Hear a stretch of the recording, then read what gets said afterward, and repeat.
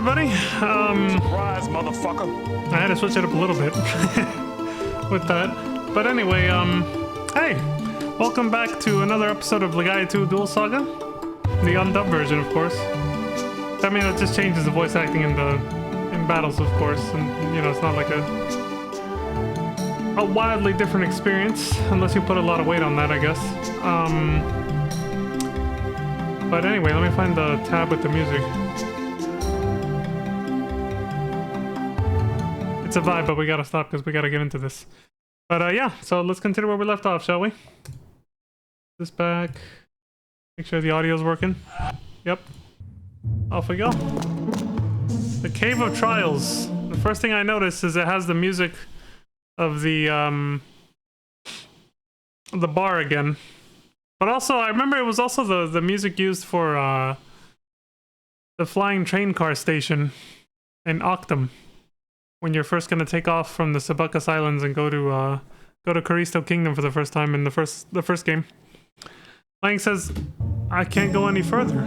This rock is in the way. I wonder if Legaia can do something about it. You can use origin powers in places like this. Press the square button and call forth your origin." So, yeah, that did it. Fucking Falcon punched it. Link says, "So this is Legia's power." What the fuck? What's the matter, Maya? She's like, "Surprise, motherfucker." Kazan says, "Hey, Lang! I don't think you're strong enough to make it through the cave by yourself yet. Take Maya with you. Rivas has the ability to heal injuries. I'm sure she'll be of great assistance." You're gonna need a healer because you suck, basically. Maya rejoined the party, I guess. You can change characters in the dungeon by pressing the L2 and R2 buttons. This was obviously a last-minute design change. Like, the fact that the script had Kazan say he was gonna wait outside with Maya is because they originally intended for you to do this alone, but then they obviously said, no, fuck it. Let's make it a little more challenging. Like, let's change the design of the dungeon a little bit, and then just do a last-minute script change to give you an excuse to have Maya with you. And make it so that you do the dungeon with her, basically. Like the fact that he just suddenly does that at the last second when he had just said you were gonna go do it alone. Like that just screams to me last minute design change, but you know, they didn't want to rewrite the scene outside. They didn't have time to. They ran out of budget and time. You know. So then they just make up an excuse for her to just follow you in right after when she wasn't supposed to. Oh, is this how you use other characters' origins? You can actually change the field character model? Like, you can switch between characters out in the field or something? The game didn't explain this, but I just saw the player do it. Look, they're playing as Maya now. Oh my god, that run. That run animation is probably more dainty and way more ultra-feminine than Yuna's from FF10 too. Though not by much. A Dino goal. We've seen the Galdukes before, but... So I wonder what Maya's origin does outside in the field. I guess we'll find out.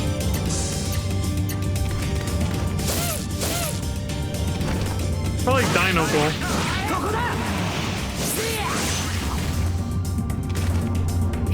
It kind of reminds me of the little baby dragons from Legend of Dragoon a little bit.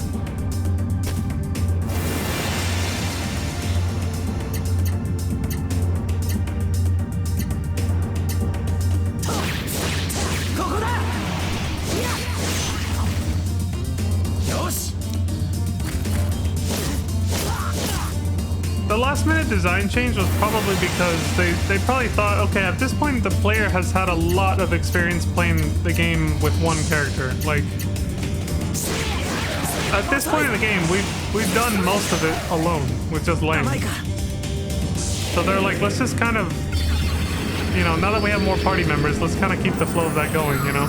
Because the rest of the game will obviously involve less and less solo battles and more party member action, so... They're like, instead of regressing and taking a step back to Lang being alone again, let's just keep the player accustomed to at least two players, or two party members. So then they retconned Maya joining you at the last second like that. They retconned it so that Maya would join you suddenly. For just reasons, you know? Dude, the footstep sounds, they're so good. How come the game doesn't actually teach you how to switch characters or something? The player just started doing it, but the game never said you could. I mean, I didn't see any tutorial for it. You just switch at will. It's kind of like... It's another game I'm thinking of that. Oh, first strike, we surprised them! Surprise, motherfucker. Hell yeah.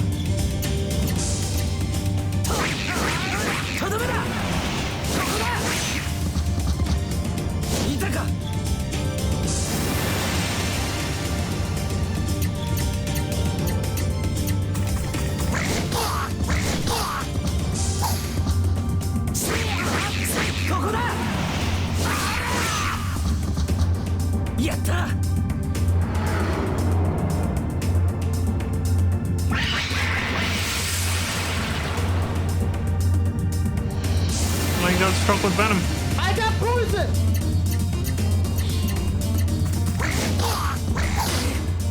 Again, just like its predecessor, this game keeps it accurate. It's not poison unless you drink it. It's venom.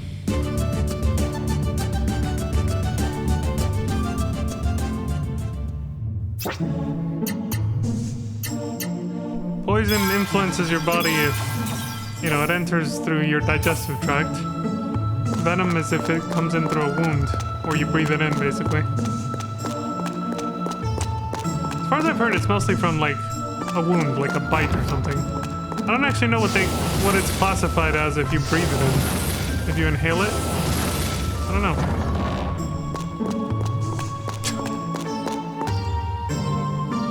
This whole thing is just to get... This whole trial is literally just getting you used to using Origin powers out in the field.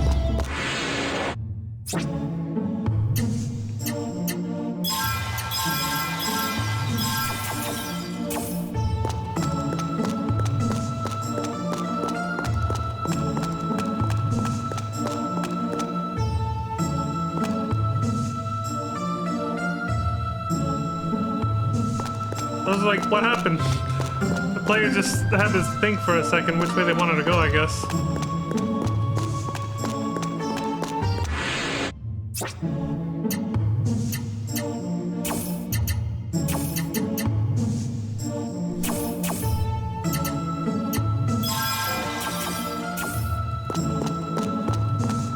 I'll speed it up slightly for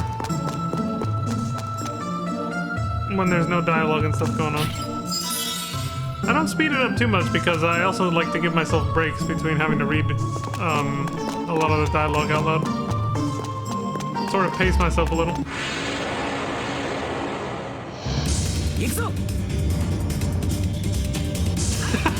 Damn, I barely sped it up and the music sounds so different now.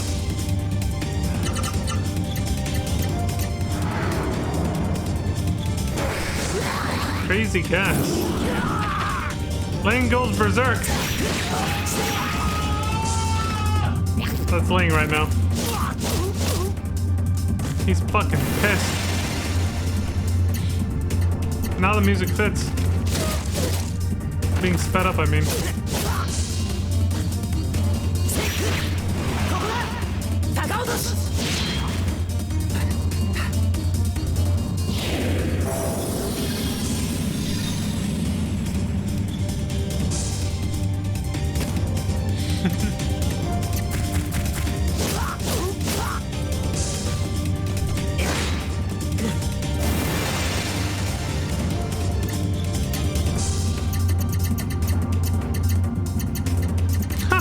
I like that the Doppelin lunch has that icon of a cheeseburger.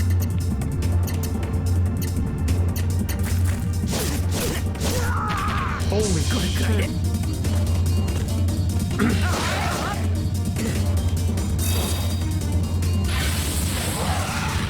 Okay, just burn him alive, that works. Oh hey Zodiac! How's it going? Glad I looked over. It's only been about 10 minutes since I started the stream. But I'm doing well. How are you?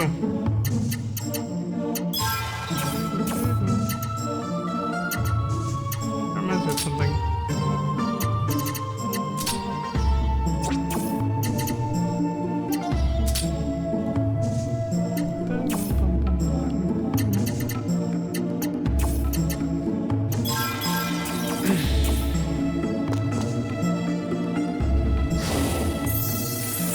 Ah, so that's Revis's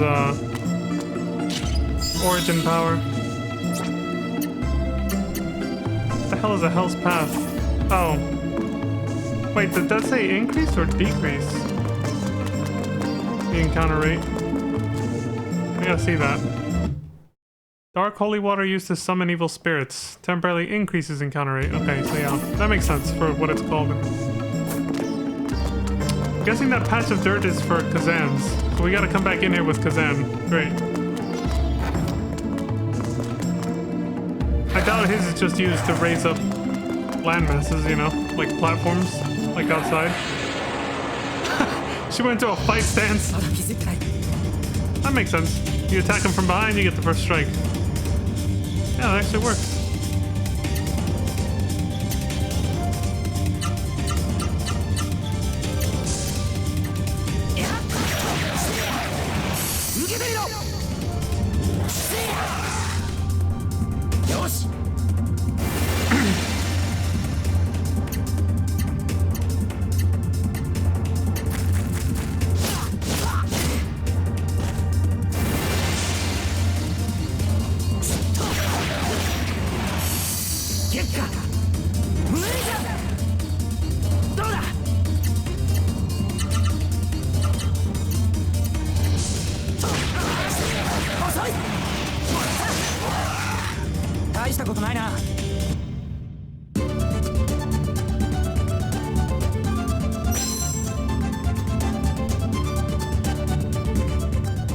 So, well, heal flower and a heal leaf. Oh, you only had to kill one of them. Even though there was another one poking out of the hole.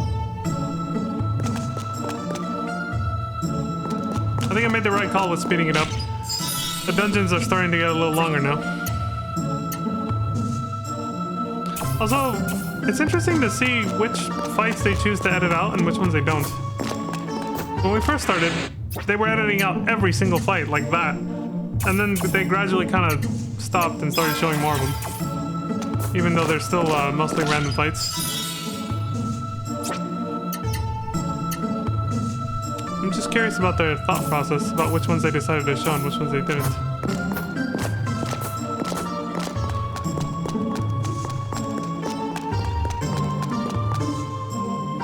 I'm still very impressed by the whole editing too. I'm like, don't misunderstand. I'm like, I'm not complaining at all actually. I'm just genuinely curious about their thought process for it. Oh, that's something else Legaia can do. That makes sense. Attack oil. But once you do that, you can't go up there again. So you had to check and make sure there was nothing up there first.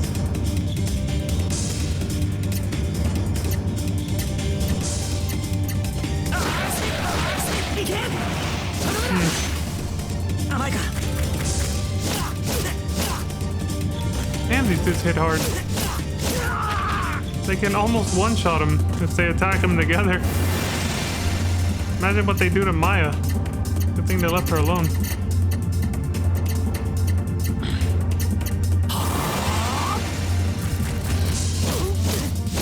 Oh, he died anyway. Great. Holy shit, they're gonna fucking wipe. Why do these guys hit so fucking hard?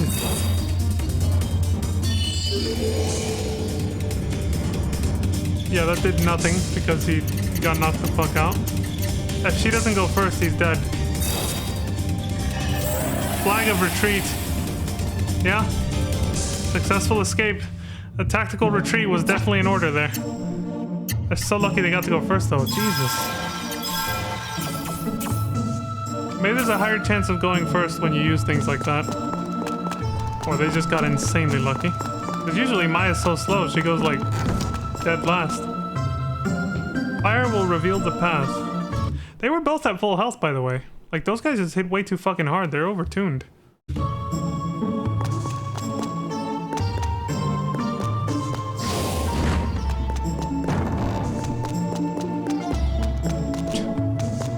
Okay, so basically, Legaia can punch boulders and light shit on fire. like torches and this vine here. And we can't go back now. Got an avarice jewel. I guess when they spend excess time in the menus, they edit that out as well. Or they just took a break.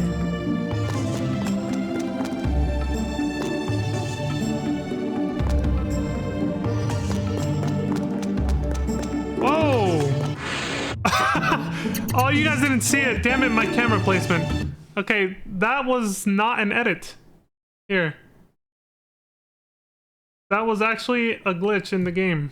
And the person recording this acknowledges this through an edit, a visual on screen, like, oh, just look. Look what happens at the top right of the screen. Big ass question mark.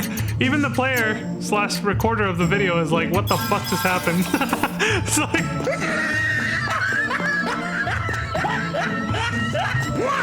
What the fuck? Oh, they can recreate it. They did it again. Dude, what is going on? What? Glitch? Wait, where are they running into? What the fuck is going on? They're just trying to reach the boulder. Look, they're dodging around it. They're hugging the wall to get away from the the unintended teleportation glitch that keeps sending them back. What did they find? I haven't passed.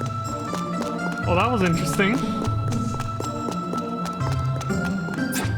I'm actually glad they probably just barely stumbled across that right now, and then they were just like, well, I'm gonna show it. And they put a little edit, a little text edit. That's what I should have called it. Just to demonstrate it. There is only one truth.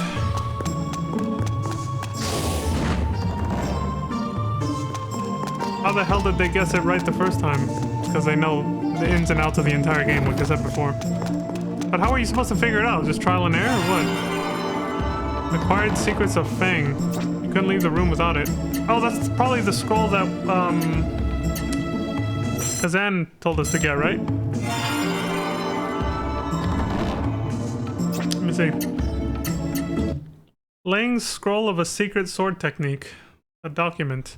The Raging Fang technique of the Sky Fang School. Sounds fancy. I'm guessing this is like the hyper arts from the original game, where it was an art involving the raw Siru. So in this case, it's probably an art that involves using Galea's power. So like it probably won't use MP, but you know, it'll probably be like a fire-based elemental attack that does more damage than like a regular art. And involves Galea in some way. He probably just imbues like Lang's sword with fire or something.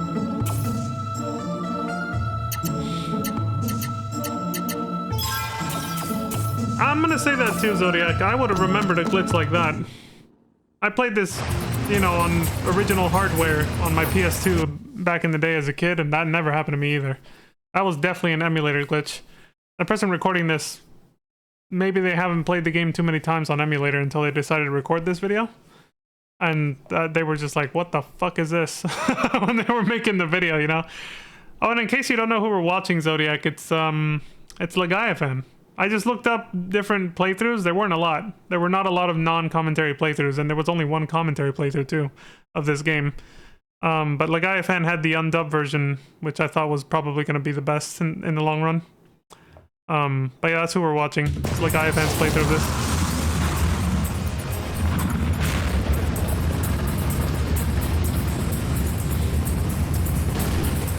There we go. Oh shit.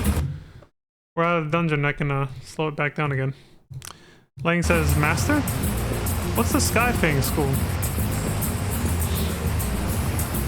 Kazan says, I told you to get the scroll. I didn't say anything about reading it. Someone needs to learn some patience. I forgot that was the thing. You could have chose not to read it, not to use it, basically, and then the dialogue would have been different there. Kazan says, it's a style of sword fighting that I mastered. It allows you to infuse your sword with your inner fighting force.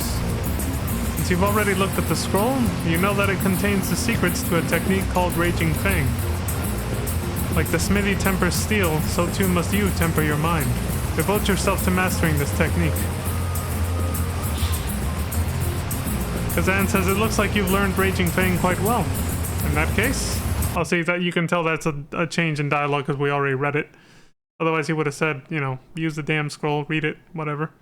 Or maybe he would have taught it to us within this cutscene or something. Says you shouldn't have any trouble learning more advanced techniques in the future. Okay then, let's all head back to the house. Son of a bitch. You're watching some of the previous spots? Oh, okay. Yeah, then you're caught up to speed then. What did it say here? Oh, Kazan joined the party. He's back. We're a party of 3 again.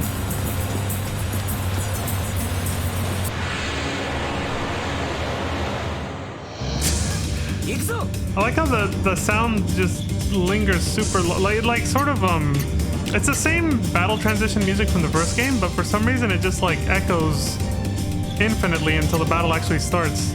In this game, it didn't do that in the first game. It goes, it just keeps fucking playing until the battle starts.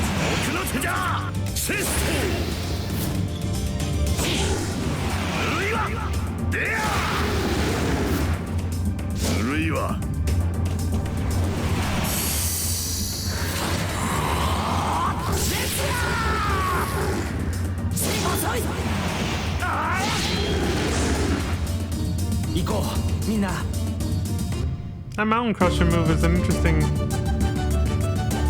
technique with the sword, because you're essentially just using it like it's almost like a shield bash, but just using a sword, just doing this.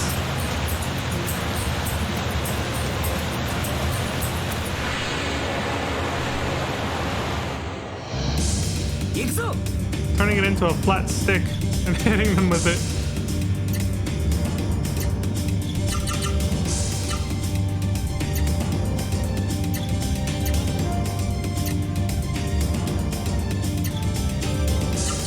He hasn't used Kazan's origin yet in battle.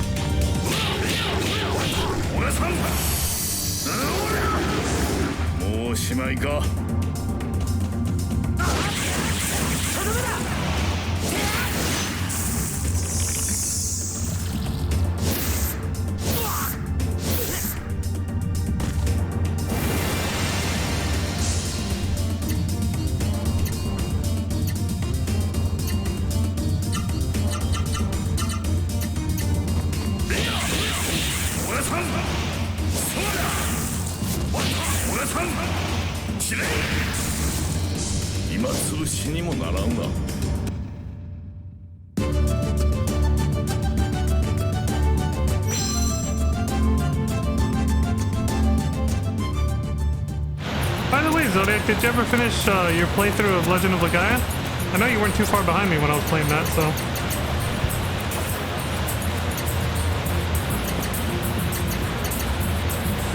But then there was Thanksgiving and all that too, so... Character 1, 2, and 3. Does this change where they are in the battle? Like if they're standing in the center or not? They're changing their settings finally.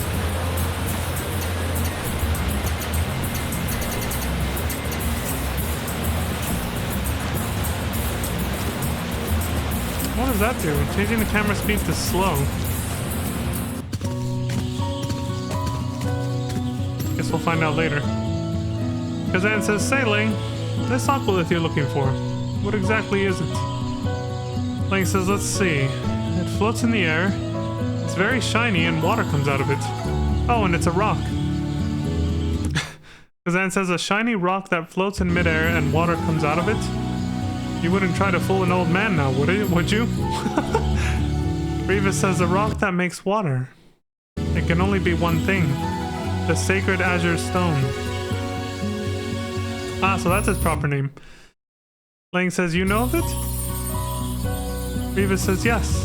When I was held captive in Doplin Castle, I remember the bishop bragging about it. Lang says, Doplin Castle? That's where they locked me up. You're sure that's where it is? Kazan says, but why did Gold Eyes steal it from your village? What does he plan to do with it? If we find that stone, we might find Gold Eyes too. Lang says, Master? Kazan says, let me tell you something, Lang. I like the scenery here. The sunsets here were especially breathtaking. But I can't enjoy the sunset anymore. The eerie mist covering the mountain has made it impossible. In order to get back to mountain I love, I plan to fight this gold-eyed devil that's disrupting the balance of things. Maya's with it too. She just nodded in agreement. You fight to protect your village. Maya and I to protect nature. We fight for different reasons, but our target's the same. How about it, Lang? Lang says, Master? Let's go to Doplin Castle. Son of a bitch. Kazan says we'll leave right away. Alright, this prick's still here. You took a small break, but you're at Jet's Fortress. Even back as a kid, but then again, this last playthrough, you know, last week or whatever, I still wonder why they called it that. Like, they just had to give that guy a purpose, because, like, he's so inconsequential, especially compared to the other, like, Mist Generator guys. Like, it's just called after, it's named after him because he built it, but then he's just like the midway boss, and the real boss is Court. It's like... Bruh. I was like, but they still insist on calling it that. It's like, alright, I guess they had to give him something. Mr. Discount Axel. Kenjiro says, huh? Are you going somewhere, Kazan? Kazan says yes, and I don't think that I'll be coming back. Thanks for all you've done for me over the years, Kenjiro. You wanted that pot, right? Take it. Take everything in the house. It's all yours. He's just giving away the house? It's like, dude, you're never gonna come back? Like, what about once we save the world and all that? Shit-eating grin. Kenjiro says, really? You're gonna give me the pot? Even the hanging scrolls? Kazan says, I won't have any use for them where I'm going. Anything you think is valuable, you can buy. I was hoping to get some traveling money, but never mind. Alright then, shall we go? You didn't exactly emphasize the buy part, man. You surprised? Kenjiro says, jeepers! I didn't even think that the Mizzle Red Sand was real. I always thought somebody made it up. I'll take this. I don't believe it. Who would have thought the Scroll of Magma Dome was here? What a waste! Kazan here is a true gentleman. Not many people would give away valuable merchandise like this.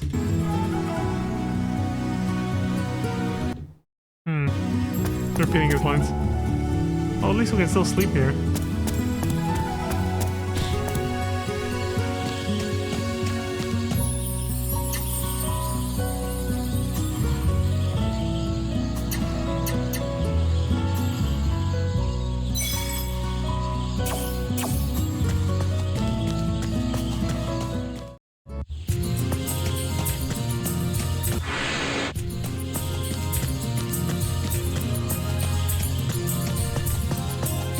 That conveniently placed plank right there. It looks like it's about to break. It looks like it's a little, like, bent. Like, too much weight on it and it will snap. I can't see the purple mist from here. Heavy-ass footsteps. Kazan says, I was hoping we'd make it down the mountain before it got dark, but... oh well. We'll rest here for tonight. So once again, we're dealing with some kind of evil mist, man. I don't think it's a, you know, the central plot point again, anything like that, but it is a symptom of something relating to the main plot, obviously. About camp.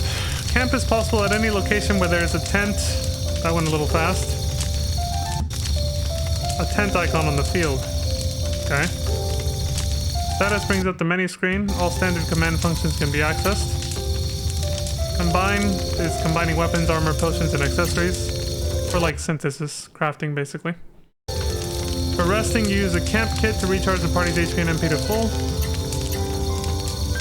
So even if you build camp like this, you can't exactly rest unless you actually use a kit for it. Otherwise you're just well, for now, 3 people just sitting around a fire talking. Chat. Listen in on the characters' revealing conversations. Cook foods that will affect various parameters. And of course save. To save the game. So this is something I really liked, and I mentioned this a couple videos ago already too. Because they briefly hinted at the camp mechanic, and so I talked about it already, but just to reiterate, this is one of my favorite features from this game when I was a kid, because I always thought it was a really nice break, like sort of just a very short change of pace, you know, taking a little break from whatever was going on to kind of get the character's perspective on what's going on when you hit chat and you listen to their thoughts and, you know, you see their conversations together. But also the cooking mechanic, being able to rest and save. It was very immersive to me. It felt like you were actually on like a road trip, you know? Like you were going on a little journey together, because you would take these little breaks to camp. Like, for some reason, FF15's camping system didn't quite hit me the same, but I think that's just because different stage of life, maybe. Because honestly, it's really similar. It does, like, it did give me that cozy vibe that this game does too. But for some reason, I was more like, I just felt it a little bit more with this game. Again, I attribute that to being just in a different stage of life. You know, I was a vastly different age when I played this compared to when I first played FF15. So it's just like, maybe it's just a personality change, a perception change, maybe? I don't know. But I was more immersed with this camping system, is what I'm trying to say, for whatever reason, than with FF15s, even though I don't see a logical reason for that, because I'm thinking about FF15s right now, and it's really the same thing. But I don't think there was an option to actually, like, talk with your party members, so maybe not. Maybe it was more, like, run down, more basic. So maybe that's why it didn't click with me as much. I still liked it, but, you know, just not as much as this one. Anyway, Kazan says, since you're here, you must taste my world-famous curry. I remember this shit. This is the first meal they make you, well, I don't know if you have to, but they even have dialogue over the food. Kazan's curry. Kazan says, ah, it's ready. It's so delicious, it'll bring tears to your eyes. Lang says, Kazan, I'm crying because my mouth is on fire. Kazan says, fool! It's not curry if it hasn't got a little spice. Maya says nothing. Kazan says, what's the matter, Maya? Lang says, I guess it's so hot she doesn't want it, Kazan. She doesn't want to eat it. Kazan says, that's strange. I thought it was pretty good.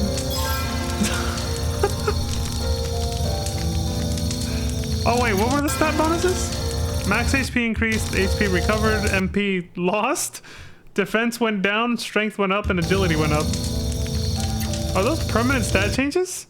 Status parameters change depending on the kind of food eaten. Effects last for a fixed number of battles. Okay. I was a little worried there. I was like, what the hell, man? Affected parameters are marked with an arrow on the status screen. Okay. Did it say how many? I didn't see the number. Heart box 5. I don't think it says. No.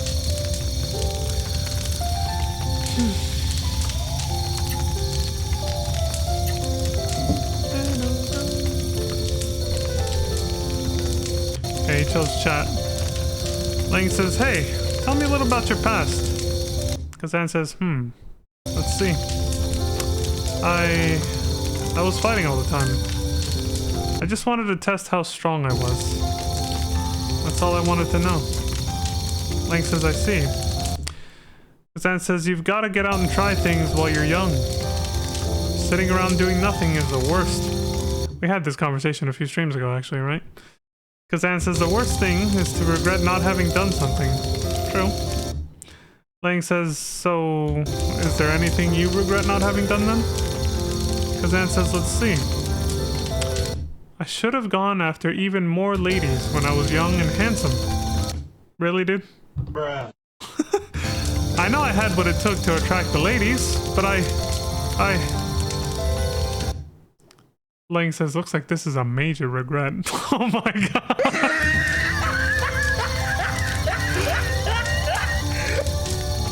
It can happen. It can happen, yeah. A lot of people, I think, could end up with that regret, sure. Self-esteem, self-confidence, having low self-confidence can hold you back. You He might never be as bad looking as you think. We're our own harshest critics. Probably one of those things too, where for some reason he was insecure and then he just didn't try, and then when he got older he was like, shit, I should have. Yeah, that's the worst feeling ever. Kazan says, Lang, you've been practicing the technique I taught you the other day, right? The hell are you talking about? I use it during battle. Lang says, sure, I use it during battles. Kazan says, I see. Using the skill in battle is better than simply practicing it. The day is coming when new skills will awaken within you. Keep at it, Lang. Yes, sir. Lang says, why is Master's cooking so spicy? Kazan says, spicy? I held back on the spice for you. Lang says, you held back on the spice? How spicy is your real cooking? That's, Kazan says, that dish is nothing compared to the foods in my hometown of Tanza. Place we'll get to visit. Kazan says, What's wrong, Maya? Why are you frowning? Lang says, have you ever washed your clothes before, Master? Kazan says, of course. Near as I remember, I washed them a month ago. Oh my god. That's gotta... Look at this dude. That's gotta smell. Lang says, a month ago? Oh shit. Surprise, yeah, wrong button, but, you know, that actually kind of fit. That was probably Maya's inner thoughts smelling that shit. Kazan says, that's right. Anything wrong? Lang says, you might want to wash them more often. Look, Maya doesn't like the fact that you smell. You suck! Kazan says, I see. I have lived alone for a long time. I completely forgot about it. Oh my god. Lang says, do other people know about their origins when they're born? Kazan says, it depends. Some become aware when they are born. Some don't realize it till they die. Gotta suck, man. Not even realizing you had an origin until you're already dead. Or like you're on your last breaths. Kazan says, as for me, I'm just like you. I felt mine during battle. We fought together ever since. Diva says, Kazan and I share a mutual existence. The death of Kazan's soul means the same for my own. Kazan says he's more stubborn than I am. Simply put, if I die, so does Diva. I mean, I figured. You guys were talking about how it's two souls in one body, basically. And that was kind of... That should have been obvious. I'm glad they're clearing it up, though. Lang says... So they're between life and death. Kazan says correct. But even if we share destinies, our souls are separate. So communicate well with the origin within yourself. In other words, don't expect it to just read your mind. Okay. Kazan says, a stone that gushes water, huh?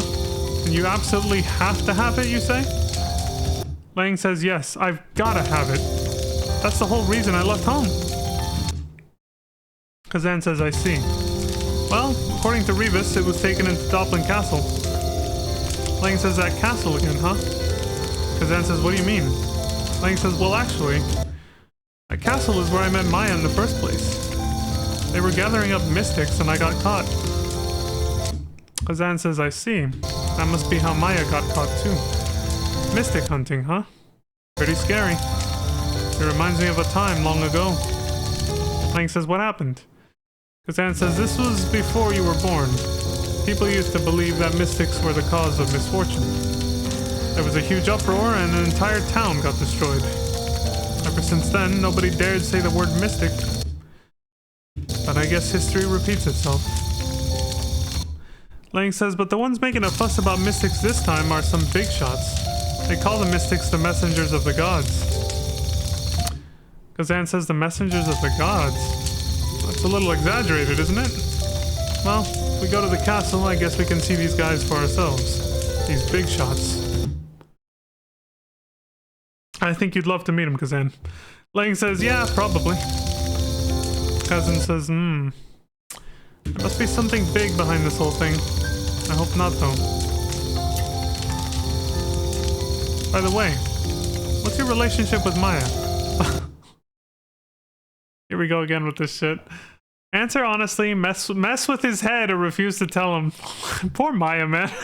She's gonna have to sit there and listen to whatever Ling says. Okay, let's see what this guy goes with. Come Come on, mess with his head. Go for the funny option.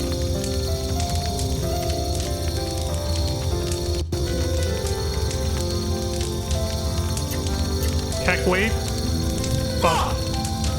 He just said refuse to tell him. You suck. Lang says, what do I have to tell you? What do I have to tell you that for? It's none of your business. Kazan says, what did you say? Listen to me. I won't have this.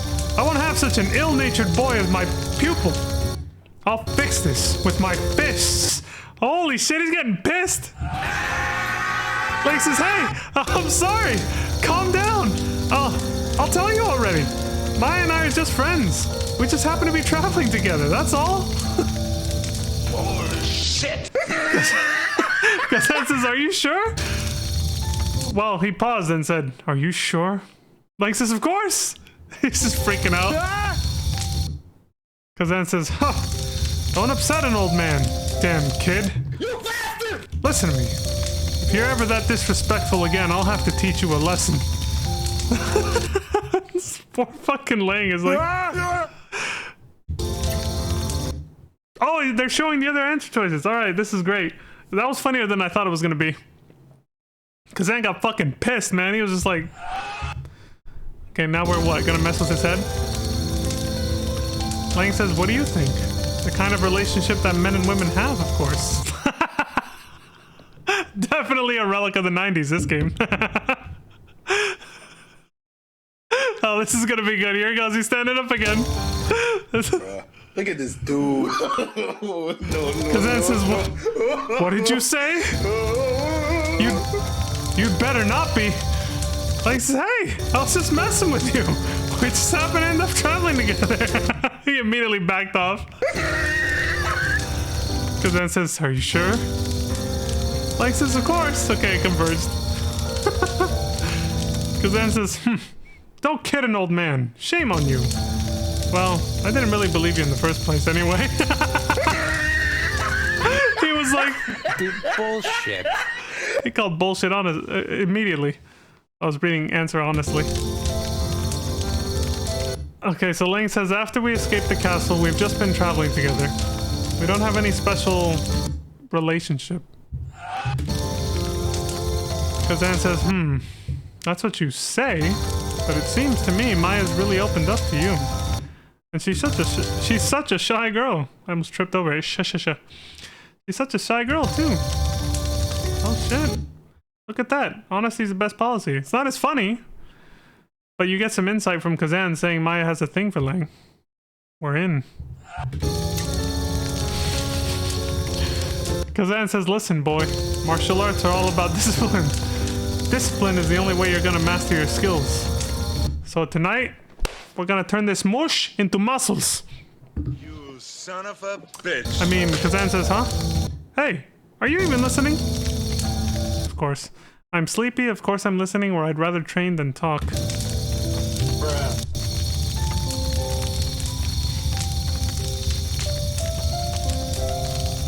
Lang says, oh, come on.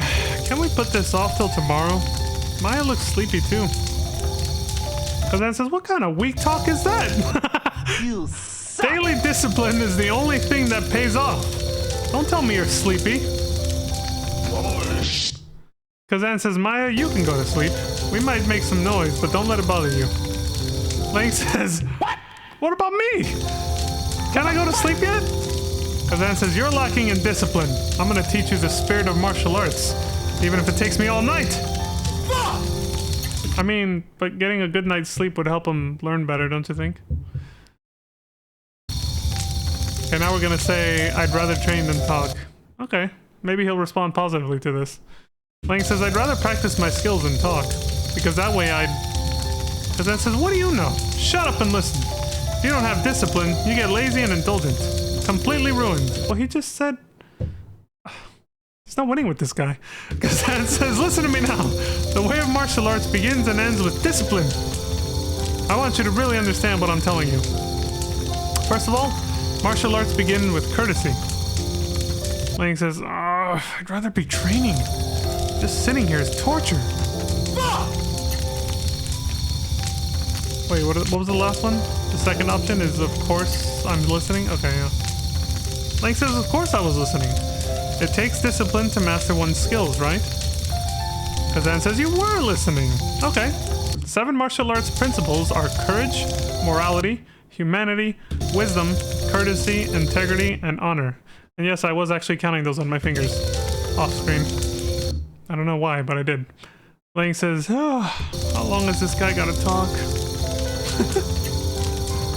Look at this dude. Kazan says, let's head to Darakin. Darakin, sorry. She said the Aqualith was taken to Doplin Castle. That's in Darakin. Yeah, we came from there. That it then? Dude, that was a lot of conversations. That was the first time we made camp too. We're in for a long game. I like it though. It's much more fleshed out. It's kind of hard. This is how I wish the first Legend of Legaia had been.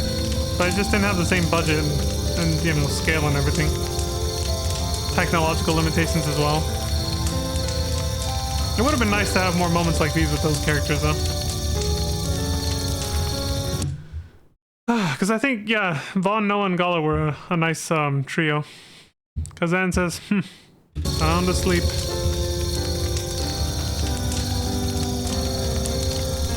With their head towards the fire, I was going to say, but the entrance of the tent should be the other way around, right? Should be your feet facing the entrance to the room you're in, so that when you lift your head, you can immediately see what's right outside and coming your way, if you need to, right? How did Sheldon say it in The Big Bang Theory? So you can look out for marauders, potential marauders if they come in. You should always face the, like, even if you're lying down, you should face in a direction where you can, like, immediately look at the front door or something like that. I was like, you know what? That makes sense. That makes sense. Kazan says, poor girl. If she weren't a mystic cursed with the blood of her ancestors, she'd probably be living a normal life, surrounded by family. Aw. Lang says the blood of her ancestors. Kazan says a long time ago there was a race called the Cabal. They might have had human bodies, but they had the power to control everything in the universe. The Cabal called it magic. Maya is from the same bloodline. She used to have the same powers. If it weren't for those powers, Maya would never have... Lang says would never have what? What happened? Of course, he stops halfway and then leaves it there. Oh, never mind. Kazan says, her powers went out of control. If I had only realized sooner, I might have been able to help. She never would have.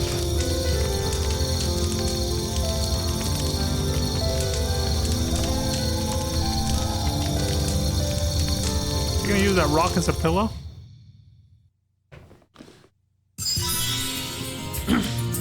Four pieces of beef, 4 vegetables, 4 red peppers, and 4 curry sets. We got cooking shit. And you learned how to make camp. So now you see those little tents everywhere. Or I think just like little remains of like bonfires, and you can make a camp. And then after you make a camp for the first time in that spot, there's a little tent that just sits there. Whenever you come back to it, it's already set up. It's just like a small aesthetic change, I think. We'll see when we find our next campsite. What's funny is you find campsites in dungeons too. Not just like places where it would make sense, like out here on the side of a mountain, but even in dungeons too, so you can like cook and get benefits and yada yada. Since it's a gameplay mechanic, you know. There's a treasure chest buried here. Can Diva get it out? Acquired Leaf of Defiance. What the hell's that for?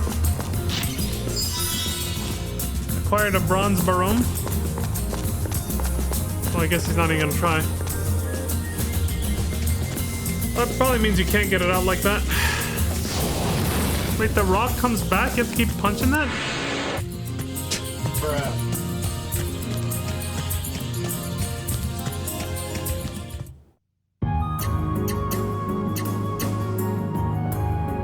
I like this. You just click on whatever place you want to go and you just watch Lang run over there. This is a really nice world map quality of life. It's good. Oh yeah, we have a new character, so just like when we came back here with Maya, we get new dialogue with our hometown people. Now that we have another party member. So I think they're gonna do this with every new party member we get. Aston says, hey, Lang! And then they're confused, and he says, "Who's that guy with you?"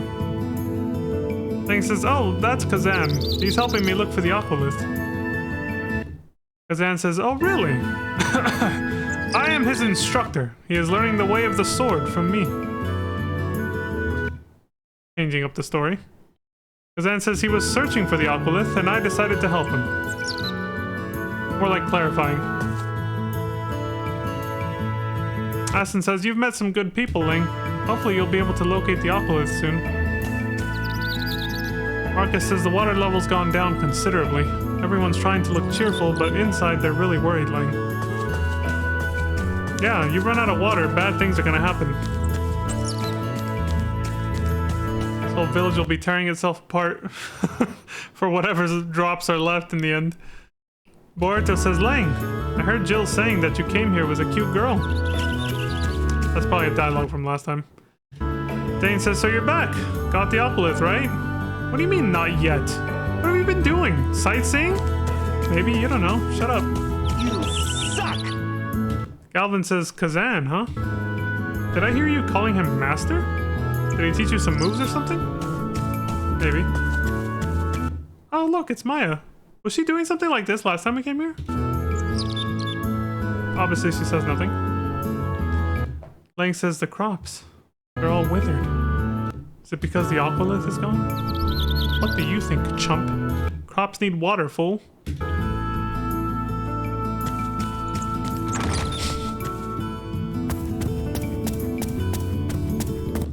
You remember the right? The campsites kind of take the place of the regular save points after that first camp scene? Oh, so we're not going to see the little... Well, we'll probably still see regular save points in, like, buildings like this, though, right? I imagine. Where it doesn't make sense for there to be a campsite. But yeah, I could see there being more campsites and save points anywhere else, though. Like outside of towns and stuff like that, yeah. So you would see them out in the field, in dungeons. Can't you also make camp, in the world map? Maybe not. Nancy says, "Well, that should be good for the side dish. And now for the rice balls." Lang, when did you get back? Surprise, motherfucker. Can't you see I'm busy now? I have to make everyone's lunches. Help her or leave her alone because she's in a bad mood. Lang says, "I'll help you then. You could use a hand, right?" Nancy says, "What? Really? That would be great." "It's rice balls for lunch today, so it should be pretty easy." "Hey, don't mash it like that. It'll come out all mushy. Don't put too much filling in it. 1, 2... There! Enough for everyone." Jeez, I can't talk today. I'm getting tongue twisted. Nancy says, "Thanks, Lang. It helped a lot." Lang says, "It's not like you to thank me without a little sarcasm, Nancy." Nancy says, "How dare you? At least you can make a decent rice ball now." "Well, since you helped out, I guess you should take one with you for the road." Lang learned how to make rice ball and acquired working lunch. Hey, we got another lunch and a cooking recipe. Nancy says, "Lang, have you been eating properly? You can't just eat whatever's lying around." Says who?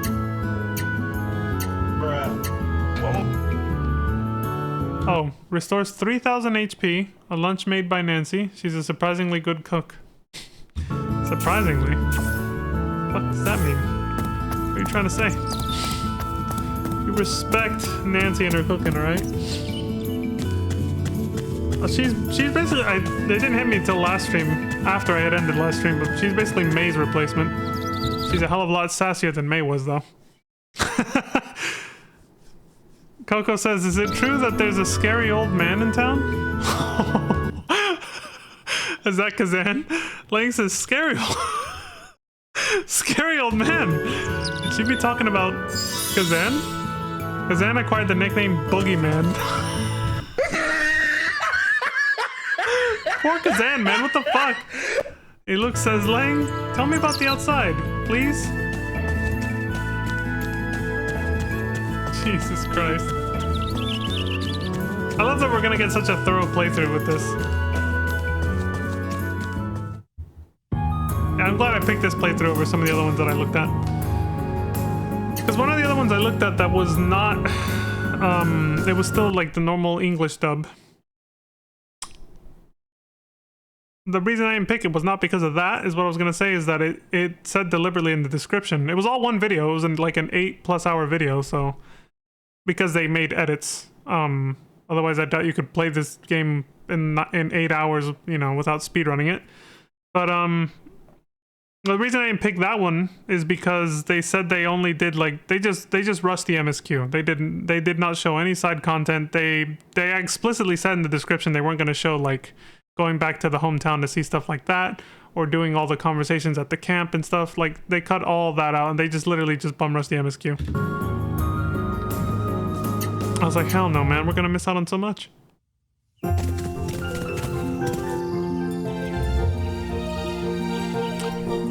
Dude, the music just immediately sounds like Rabanastra from FF12 as soon as we come in here, man. Like, I swear to God.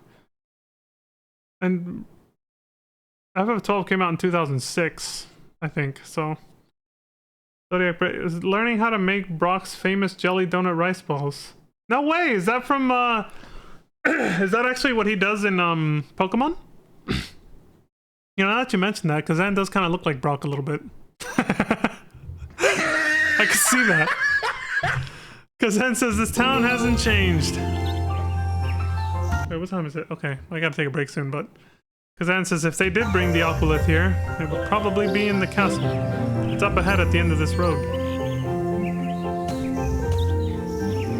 Adventurer Mira says, they say that no one who enters Forest Maze in the west makes it out again. It's not for amateurs.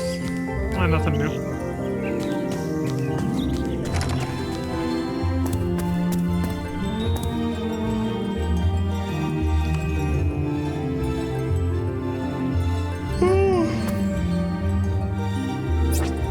Commenting on the prices going up for food, I guess.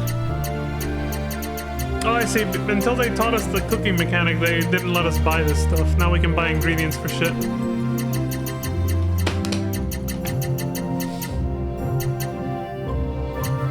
See, in any other game that I played after this, for some reason I never liked crafting and cooking mechanics. I just saw them as kind of a chore. Like even Kingdom Hearts 3 had a cooking mechanic not too different from this, but then they added the stupid like minigame aspect to it. And yeah, I wasn't a fan, but for some reason in this game I really enjoyed it. I don't know. Kind of a weird thing. There's a joke since Ling learned how to make rice balls earlier. Yeah, I figured. The Pokemon anime English dub infamously called them jelly donuts. They would do something like that. Why does that not surprise me, man? They would do something like that, man. You suck! You know, I heard somebody comment on that. Not that specifically what you just told me. But they mentioned that... Oh, I remember. It was with Final Fantasy VIII. They mentioned that Zell obsesses over hot dogs only in the Western version. But it's actually supposed to be... a certain type of bread. Jesus, the name is on the tip of my tongue. It's not supposed to be hot dogs, though. It's actually a bread. But because it's a cultural thing, like the rice balls, like, yeah, if they had kept it as a rice ball, a lot of Westerners would probably not have known what the fuck that even was. And so the localization team obviously decided, let's just change it to jelly donuts. You know, referring back to Pokemon, what you just said. In the same way that the localization team for Squaresoft at the time did... you know, changed whatever it's supposed to be to hot dogs for Zell in FF8. So it's like, I get why they did it. It's kind of funny looking back at it, but at the time, it definitely made sense for them to do that. It's really bothering me now, though. I forget what the hell it's what it is Zell obsesses over in FF8. Like in the Japanese version, what it's actually supposed to be, but it's not hot dogs. I remember that. I remember learning about that. It's not supposed to be hot dogs.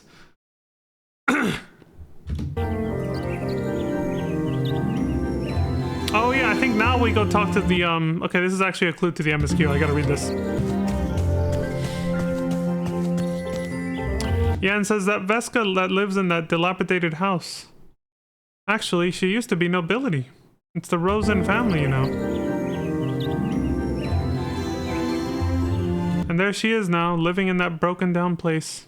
You never know what's gonna happen to you in life. Yeah.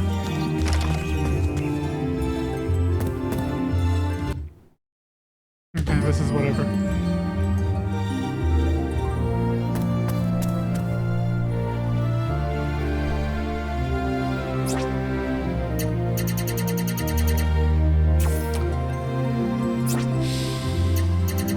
really gotta look up Zell's obsession now.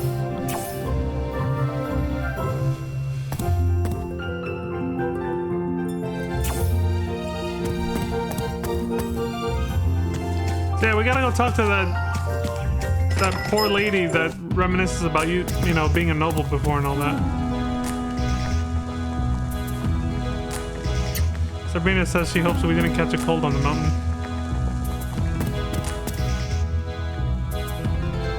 You're wasting your time talking to Lucy like me. Poor bastard. Hey, what did Joe say again? Nothing too particular. I say, hey, long time no see. You look great. We decided to try and make some money selling food. This is actually Leon talking, but not me, Leon. I'm just, you know, making that stupid joke again. Oh, they sell food now. Like, you just eat it right away, I'm guessing. Or can you actually take it with you? I doubt it. You probably just eat it on the spot. They got beef stew, some Caesar salad, cabbage roll, tomato risotto. Got a whole menu. Which one did he pick? Top answer. What was it? Beef stew, 3,000 gold. The most expensive one, so I assume it probably gives you the best stat boost. Leon says, here you go. It's our special stew.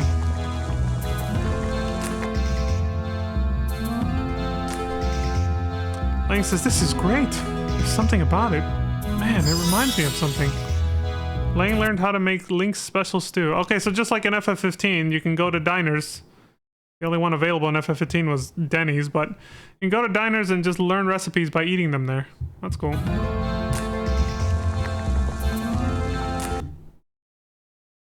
I knew it! There had to be a connection.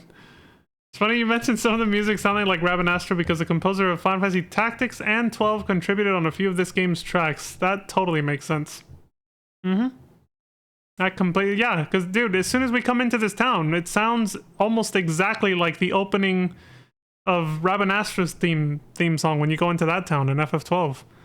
I'm like, dude, why does it sound exactly like that? Leon says, want a bite to eat? Our stew's the best.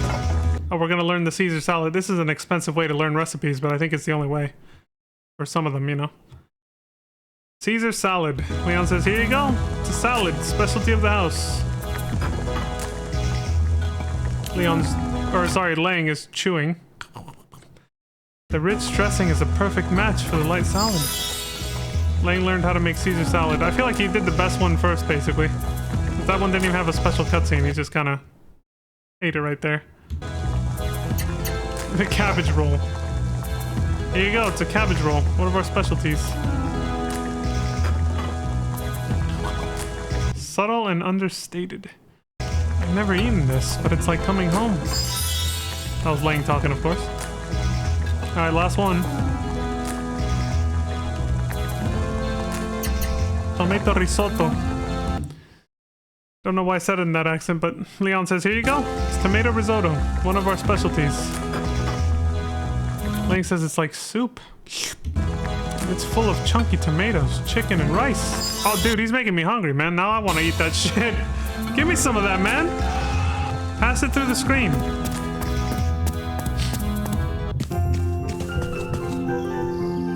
Nils says, hey. That's it. Just hey.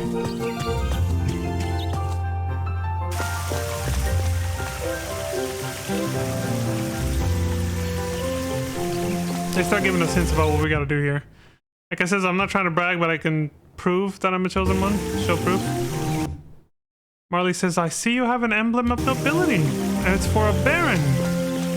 Wonderful. Dropping mad hints about what you gotta do. This child says, named Vintel says, I'm good friends with Marianne. I've even danced with her at the castle. Wow. I'm actually surprised that she has any friends. Considering the way she acts.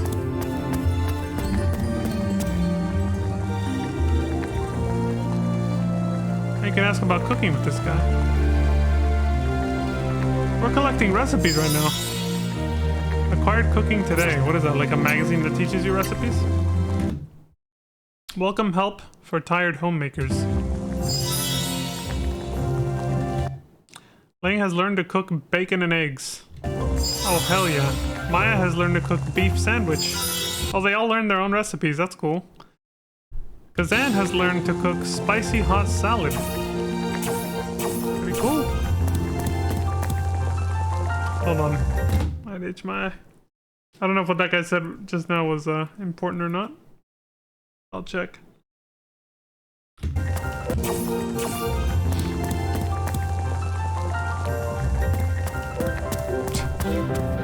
Just talking about cooking all the time.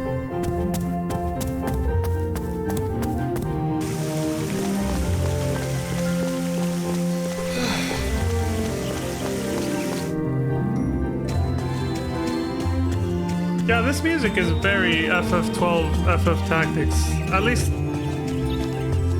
Tactics Advance anyway.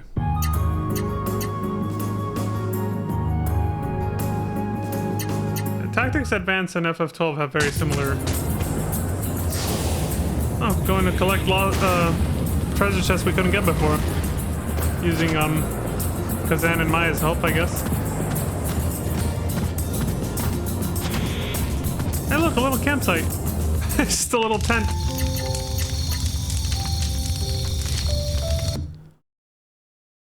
Excuse me. Kazan says, perhaps a little of the spirit of Tanza is coming through my cooking. Lang says, Tanza? Kazan says, my hometown. He said this before, Lang, pay attention. The sea and the scorching sun. I've never forgotten the food I was raised on. Excuse me. I think I just ate, but I haven't. Lang says, so the cooking in Tanza is that good, huh? Kazan says, if you taste it once, you'll never go back. When you visit Tanza next, look for Tsukinami Restaurant. They'll serve you Tanza's signature dish. Okay. Lang says, Doppling Castle is in Darakin, right? Kazan says, that's right. When we get there, we should go straight to the castle. We were just there. Anything else? Oh, I guess that's it. So you just find little campsites like that. You don't always necessarily see a little campfire in front of it. Going on a little adventure. To pick up forgotten treasure. Shit we couldn't get before.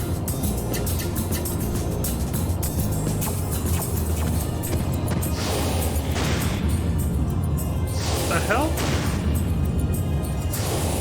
How the hell would you know to do this? Knocking the treasure chest off the ledge like that. Wow.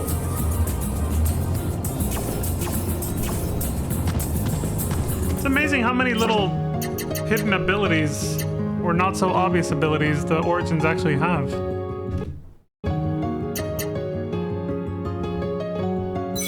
They can do more than one thing out on the field. Alright. The next part, entering the sewers. Because of course that's how we're going to infiltrate the castle. There's always got to be a goddamn sewer section in every JRPG. It's just, it's like a rule, man. Like, you can't violate that. Anyway.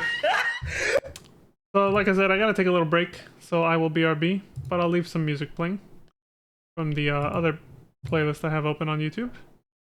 From the original Legend of a Guy. There we go. Alright, I'll be back in 15 minutes or so.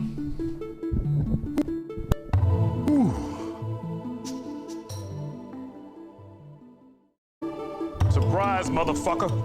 That's right, we're back. Dylan! Whew.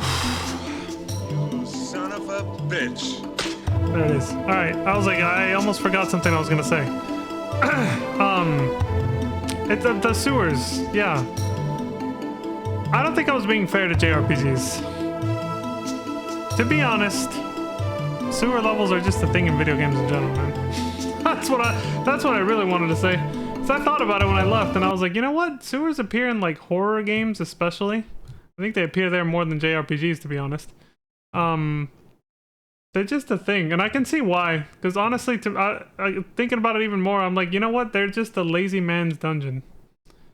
Because they're just easy to make. Like, it's just, the sewers just means you gotta make long rectangular tunnels and then just coat them aesthetically with like bricks and you know, goopy water and slimy enemies and rats or something like sewer rats, and then you're good to go. You know, you can make them dry or have water. It's just an easy level design, sewers. You can see why they're in so many video games, you know? You don't have to make a skybox or big background. There's literally just corridors, just rectangular corridors. It's easy to design. I call it the lazy man's dungeon now.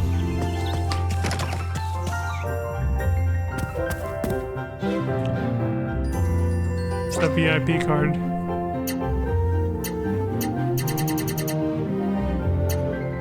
Dude, I instinctively grabbed my controller as if I was playing the damn game myself.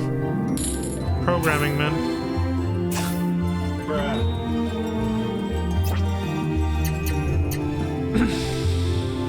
I was immersed. What can I say?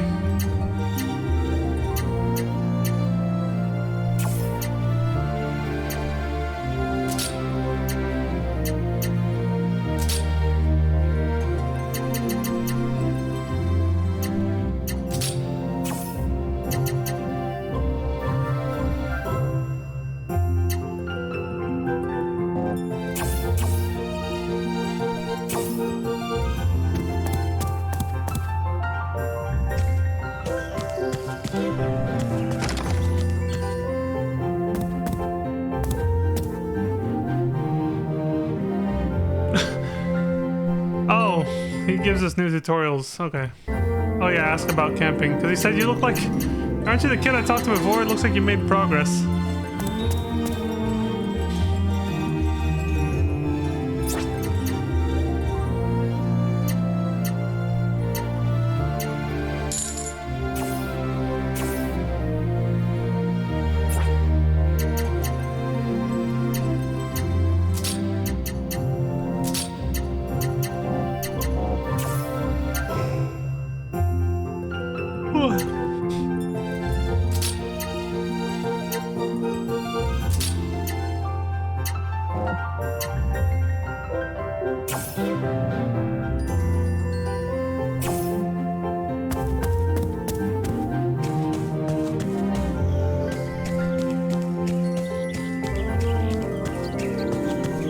Checking this. They're gonna keep checking this junkyard till they get something out of it.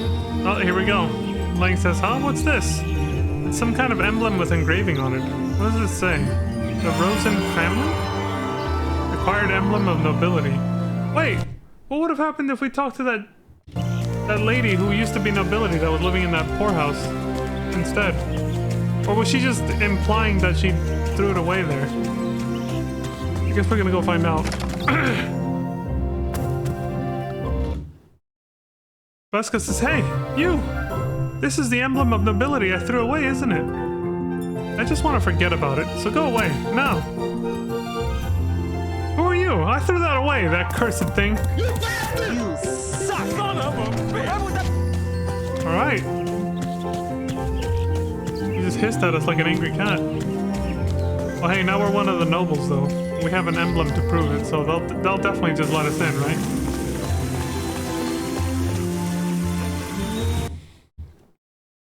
Excuse me, dude, what the hell? Lichten says, I'm sorry, but membership is Huh? That's an emblem of nobility. Dude, seriously, what the fuck? Please accept my apologies, Rosen family. Please do come in. Just like that, huh? You'd think these families would all know each other in such a small town and they'd know we're not them, but okay. Lichten says, I didn't know you were a Rosen. Please pardon my mistake. Bullshit. Okay, will they let us in? Lang says the drawbridge is up. No shit. Kazan says can't get in through the main entrance, looks like. The guard says, did you come to see the castle? Apparently they're on emergency alert. I'm sorry, but you can't go in. Ever since the bishop found the sacred azure stone, the castle's been this way. I wonder what they're doing in there. Lang says the Aqualith is here in this castle. Gotta find a way to get inside. Again. The guard says there's no admittance to the public at the moment. Leave at once. Fuck.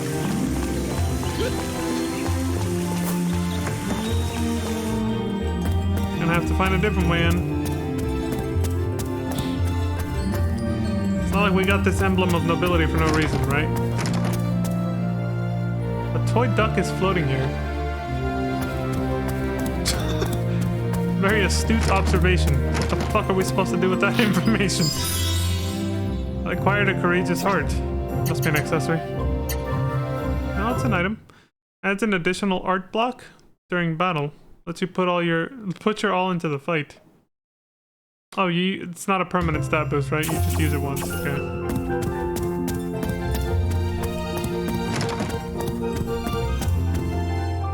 Norma says, "Who are you, a servant? If not, don't enter rooms without knocking." You suck! Great room. I think I'll try a deluxe room next time myself. Tyler says, "I stayed in a classic room the other day. You know what? It was a total dump. I don't know where it was coming from, but it reeked like a sewer. Never again. It's so expensive to stay in this hotel. I wish there was a hotel in the other town." Yeah, I think they just gave us a hint. A classic room, he said? It's gotta be the first floor. I mean, well, the obvious massive ass fucking hatch in the bathroom doesn't give it away at all. Yeah, that was very difficult to find. Needle in the haystack for sure. Kazan says, it does look like it connects to the sewers from here after all. Well, they have to give it a reason or excuse for us to get the emblem of nobility first too. Like, if the entrance to the sewers had been anywhere else, there would have been no purpose behind the emblem, is what I meant. Bruh. Lang says, "Whew, what a stench." Of course. It's all shit water, man. We're traveling in human feces.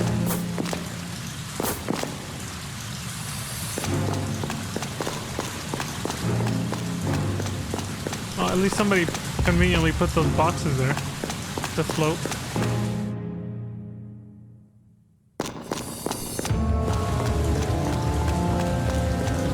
Wow, this is actually creepy sewer music.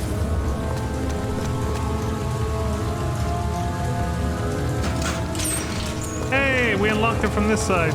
This is definitely Resident Evil 2 now. Great. I'm calling, there's gonna be like giant sewer rats as enemies down here. Encounter rate seems pretty low. So far.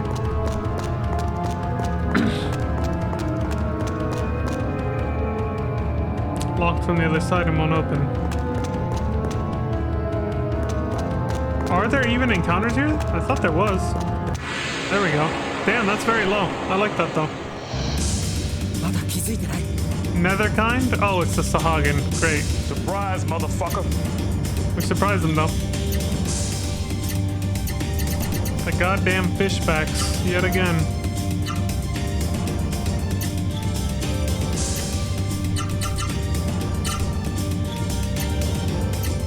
At least they're not the kind that have turtle shell backs. Like an FF7 with their extremely high physical defense.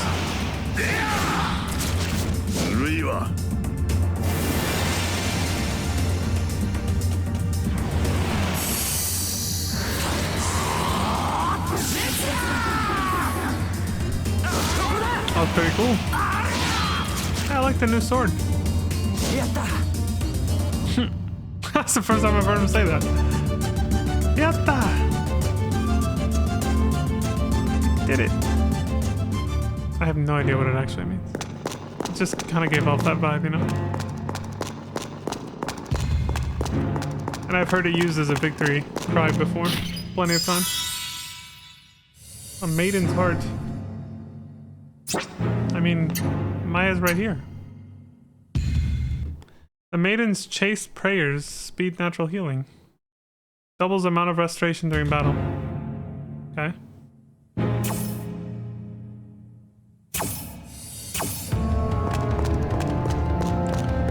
Speaking of Resident Evil 2, what kind of other monsters are there down here? Those giant, I forgot their name, man. Got the red gate key. The G embryos. When they turn into those giant ones in Resident Evil 2 Remake. It used to be a boss fight in the original game. God, those guys are so annoying though. That's all I can think of now.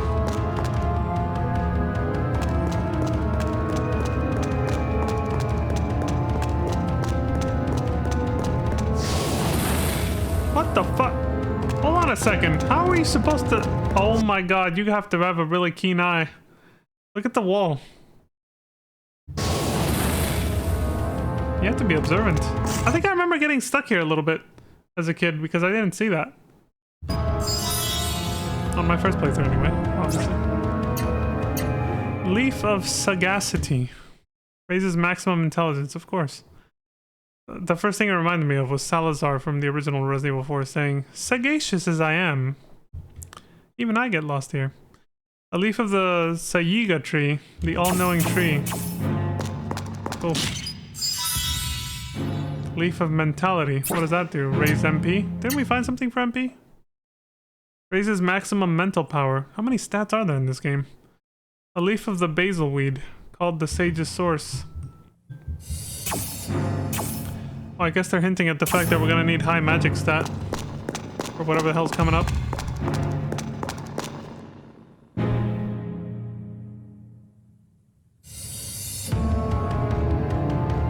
They're thinking. Or they're reading a guide.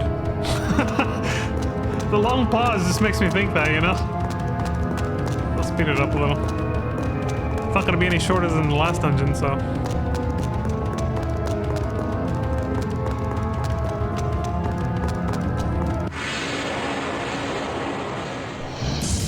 So the evil flies? So the music here, not the battle music obviously, but oh my god, that is fucking nightmare fuel. What the fuck, dude? Seeing the front of him? It's an eyeball inside of a mouth with wings on it. That was more horrifying than I expected it to be.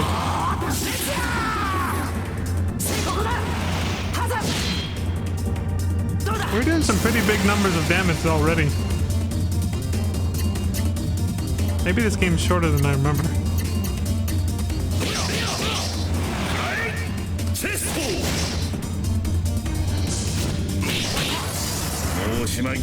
There was something I saw in the description of the other playthrough video saying that the game does have some pretty big power spikes and difficulty spikes.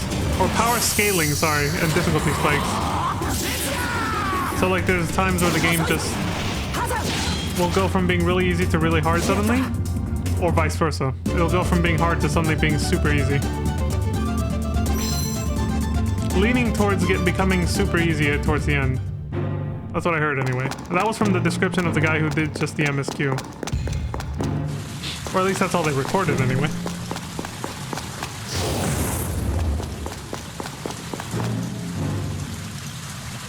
Okay, so you use the red gate key here.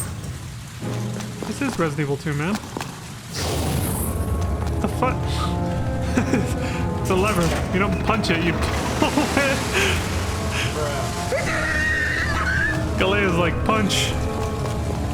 Galea smash.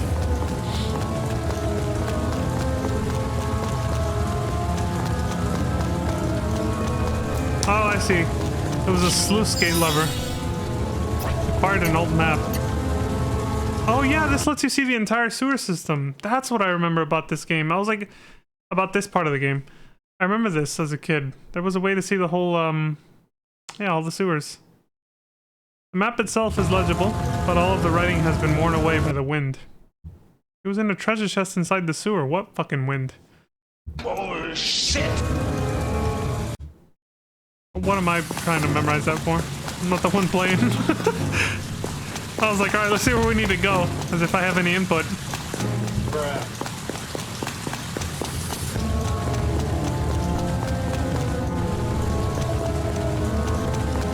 I never forgot this sewer system, and a lot of leap of stamina. Okay, that's for obviously for... There's a lot of types. Maximum HP. The leaf of the Fujul tree bestows superhuman properties. Okay. Yeah, every time I would remember this game later in life, including recently before I even decided to start streaming Legend of Legaia or Legaia 2, when I would think about this game, I would remember this more than anything else. This is a memory that stuck with me, was the sewer system. Oh, he edited out most of the panel. I don't know why, but like, I have a distinct memory from my childhood. When I think of Legaia 2, I think of Galea punching that wall we found. Except the reason that still surprised me is because I thought the wall that you punch out was actually facing the bottom of the screen. There's probably a different wall somewhere later in the level or something that I'm thinking of.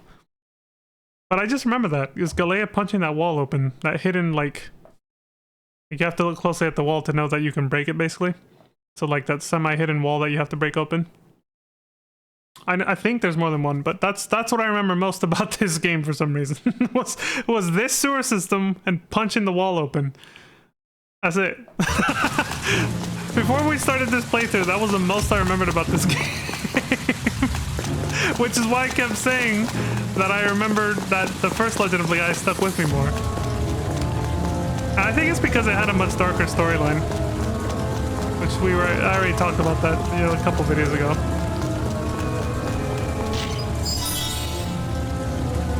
But we're barely getting started with this one, so I could be wrong about that. We don't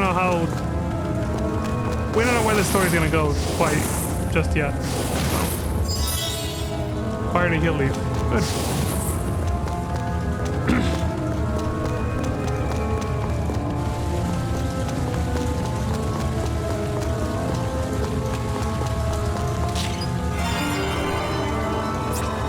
Way of Rage.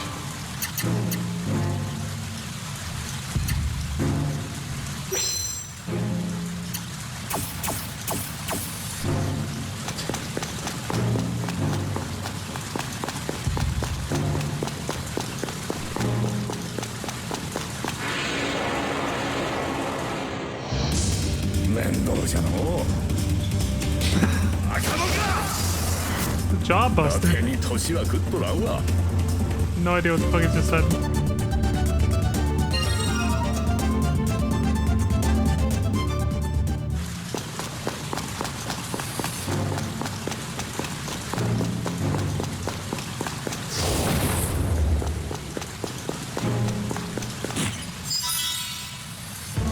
Fired venom here. And a rot ring. So rot is a thing again, right? That didn't look like one of the stat debuffs that it protected against. I don't know what that was. So I'm starting to get used to it and I'm starting to tune it out a little bit now, but can't stress enough how ASMR these footstep sounds are though.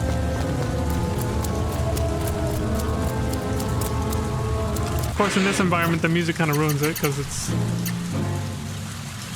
This music reminds me low-key of what people affectionately like to call the clown part music from Resident Evil Director's Cut. From, specifically the DualShock version, apparently. Which is the only version of the Director's Cut I ever played, so it's the only music I heard. The horrific soundtrack from that version of Resident Evil 1. The original 90s version. See, that was more obvious. Hold on, I almost clicked on the wrong thing. Look, that one's more obvious because we're actually facing that wall. So with the way the camera's, sort of aiming, that one's was meant to be found easier. The other one was meant to be more well hidden because of the angle and perspective. Probably because it had two stat boosting items. It wasn't actually like necessary to open it. Acquired unassailable pill. What the fuck is this? Abs damage received for several turns. Gathers up the power of the earth and makes it your own. Okay.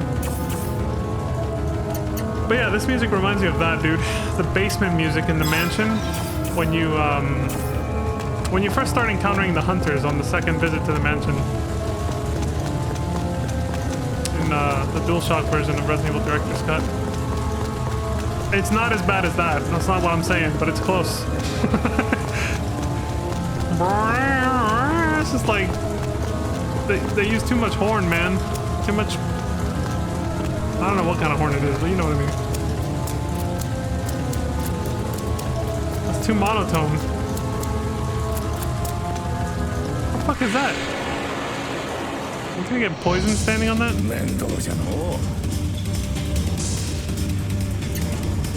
Poor assholes.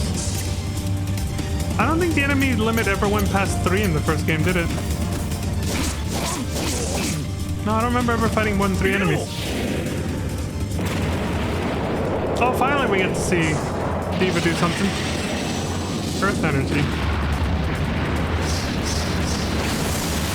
Holy shit!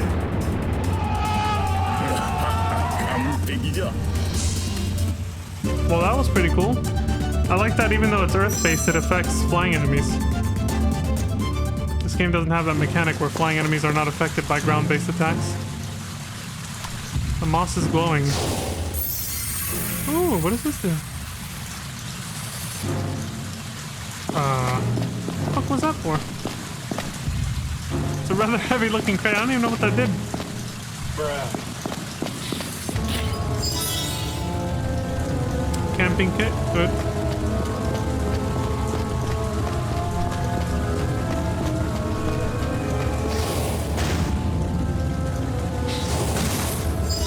Legaia smash only.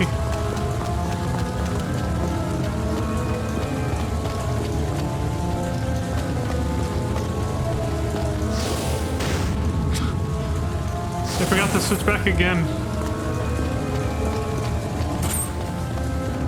The game's like, no, you have to use the right origin. Legaia is the only one who can smash things. Animations are so crude for that too.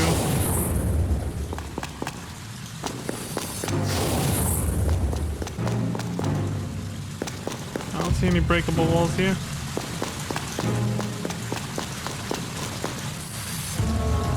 Seriously, what the hell is this green moss for? Or this glowing moss? Hey, there's a campsite. That was the other thing I remember about this game. Is there was a campsite in the sewers. As weird as that sounds. But yeah, every dungeon I think has at least one. You want to try using the blue gate key? Well, of course.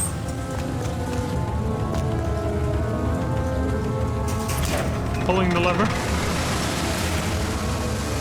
Not gonna mention what I said last stream about levers.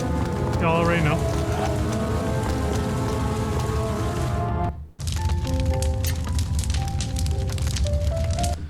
A little campfire inside of an enclosed sewer. It's gotta smell nice. Kazan says, it looks like we've gotta go through the canal to get where we want to go. Who set it up that way, I wonder? Lang says, something around here must work the sluice gate. Let's look for it. You mean the levers we've been pulling? Okay, he's repeating himself. They don't always have a fuck ton to say, I guess.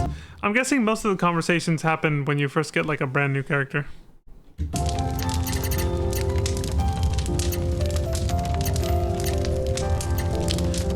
I wonder if they have special dialogue for whoever makes the food.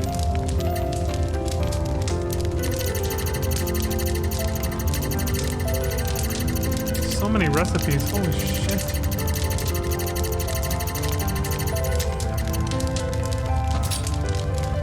Beef sandwich! Let's go! Again, they're making my mouth water. Maya says nothing, of course. Lang says, what's inside? A slice of ham, I guess? Kazan says bread. I prefer rice. They all comment. HP and MP restored and all stats increased. Hey, that's a pretty good one.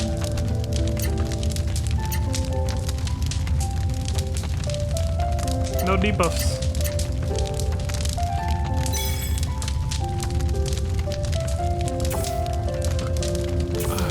Who doesn't like a good beef sandwich? I haven't had one in ages, but...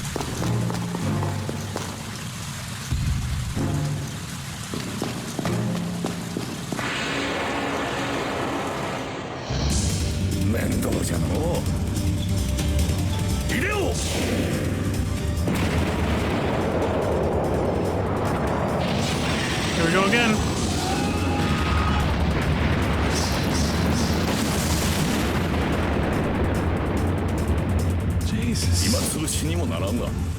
That's some loud business.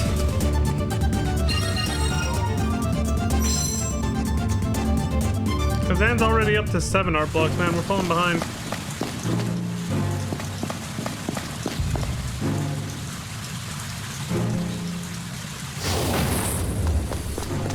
Maya's so small compared to them.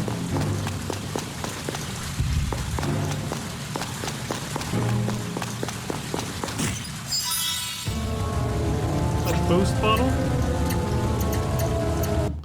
Raises all skills 20% during battle. Large bottle of perfumed oil. Brings out potential.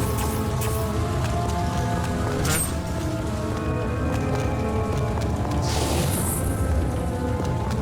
There appears to be a small hole. So not quite a breakable wall, but something else.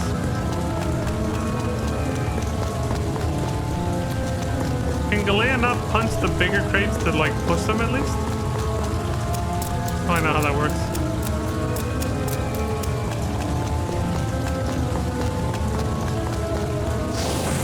I appreciate that they made the encounter rate so low here because it does seem to be a very puzzle-heavy dungeon. Like, it's literally Resident Evil 2 Remake sewers. The original Resident Evil 2 is way more linear, and the sewer section is not that long at all. But I just mean, like, there's a lot of back and forth and puzzle solving here. It's not straightforward at all from what I'm seeing. So I like that the encounter rate is actually very low because it helps you focus on the puzzle. I had to use incense in the first Legend of Legaia for that shit. For certain dungeons that I felt like needed more focus. That's what... I think, yeah, I used incense to get through Rogue's Tower. Because I wanted to focus on mapping out the teleporters where they were taking me, so...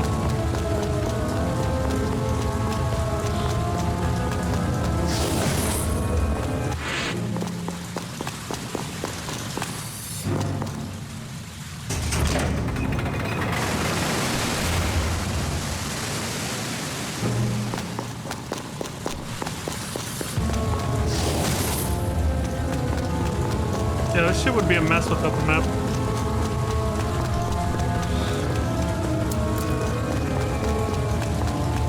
You have to deal with two levers that each control half the sluice gates everywhere. Switch back and forth between, different combinations of them to see where to go. Acquired strong men, weak walls. Hell are these items? Ice Needle Scroll? Who's that for? I assume it's like for a new arc, but...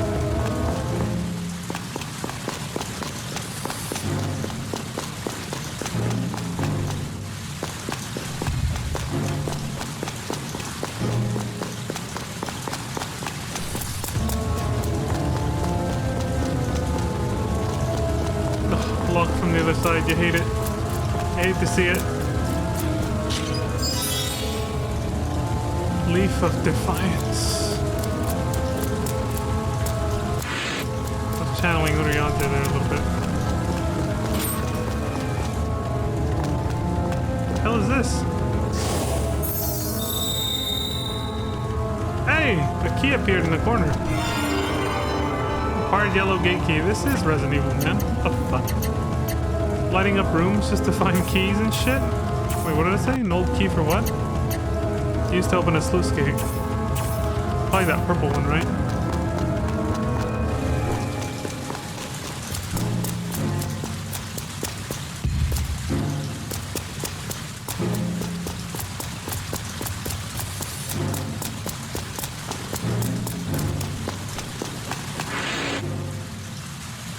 The effect of the cooking has worn off.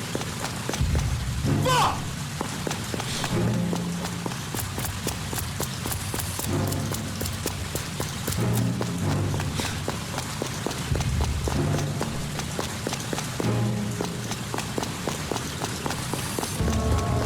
Person definitely got lost. We've seen them run back and forth a few times and kind of stop and be like, wait. I don't blame them. I don't know where the fuck we are either. Honestly, everything looks the fucking same. Jeez, I'd be opening the map every 5 seconds if I was playing, man. There's no way I'd get through here without it.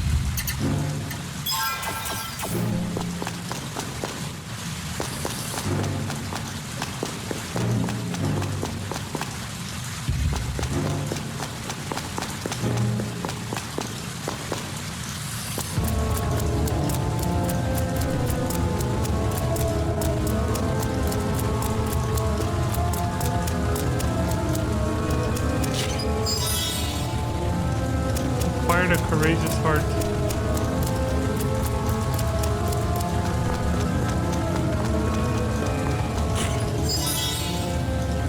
Scroll of identity.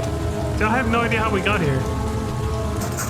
But we opened the shortcut, so we can go back through here now. It's not just a shortcut, I think it's how you progress, because now we can change the handmaiden's ring. Okay. A ring infused with the prayers of a maiden who has offered her soul to the Holy Spirits. Jesus. But yeah, I don't think opening those are just shortcuts, like, because now you can probably, like, do a different combination of red and blue sluice gates being open, and then come back through the little shortcut gate we just opened, and you're gonna, you know, go through a new path or something like that. It's probably necessary to progress, is what I'm saying.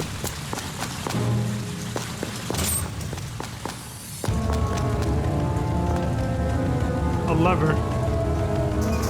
Fuck it. See what that did. Okay, drop the sluice gate. Holy shit. This place is a fucking nightmare. It just keeps going. Black ring.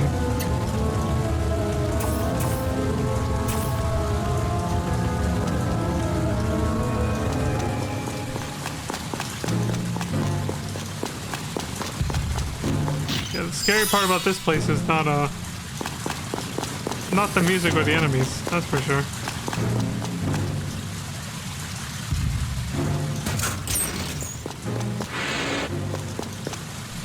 Oh, we're back here again. Jesus.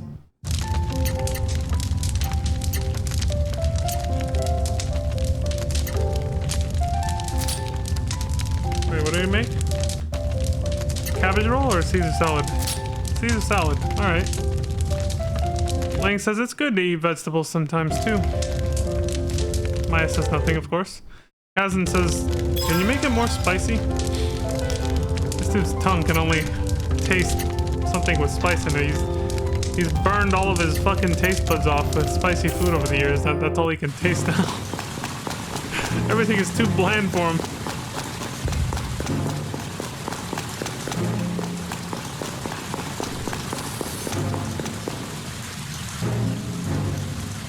I don't know when we got the yellow gate key. Oh yeah, from that room we lit up with the green. Holy shit, man. We gotta be nearing the end.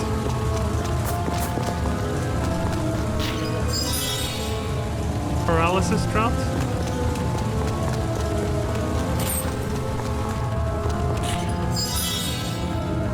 Revival bottle?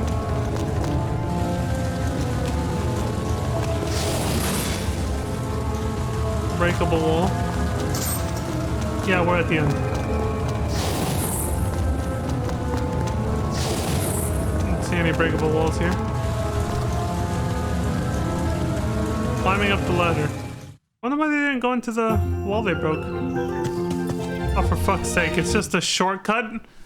It just led us to the fucking scrapyard. Oh my god. We're not done. Holy shit. Oh, shit. Scandal says you think it's just garbage, but some of this still can be used. I think they fucked that up a little bit. You gotta treat things with care. There used to be garbage on top of the ladder hole entrance that we just came out of too.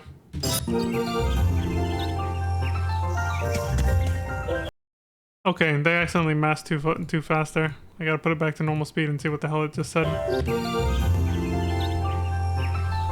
If pushed. There are lots of useless things here. It looks like a dumping ground. Oh, the usual shit. And then Lang says, what's this? Heal powder. So if you check this on a regular basis, you just get new stuff? Alright. So what the fuck was this then? Just a halfway checkpoint?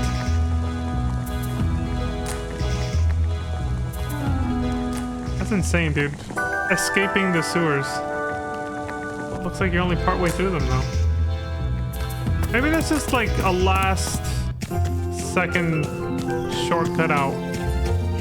Like I bet that wall he broke through, or maybe there's like right around the corner somewhere is like the entrance to the castle. That was just so you can come back out and resupply on things right before you get into the castle. Because I'm guessing once we get in there, we're not leaving until we get what we're going for.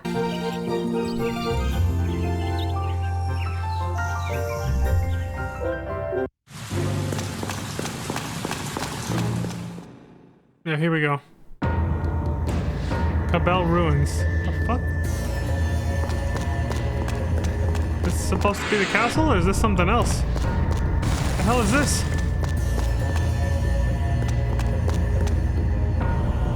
Kazan talked about this place, but what did he say about it? Oh yeah, they were magic people. They used a lot of magic. Yeah. It was Maya's bloodline, I think? Obliterate solitude. Light them all up. That makes sense. God, her dainty run. The dainty, normal anime girl run.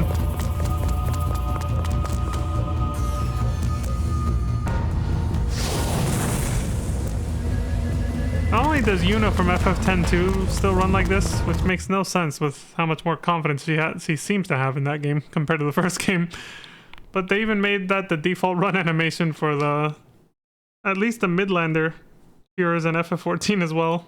The female Midlanders.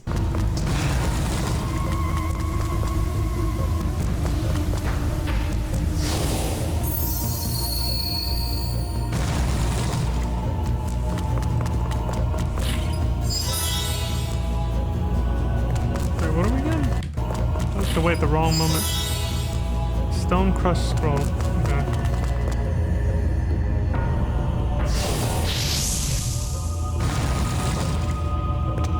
Okay, so I'm guessing this does lead to the castle, otherwise... I like the puzzle-solving mechanics of this game so far. The way you have to switch between using different characters' origins. It's actually pretty cool. Like, they have some actually, some really cool level designs. Skull Raptor.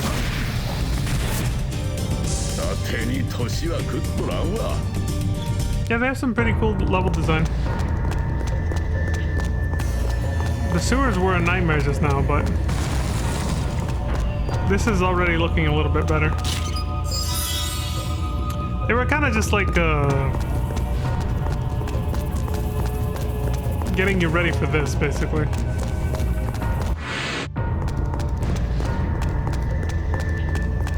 Because here we're definitely using our origins a lot more. The edits, man.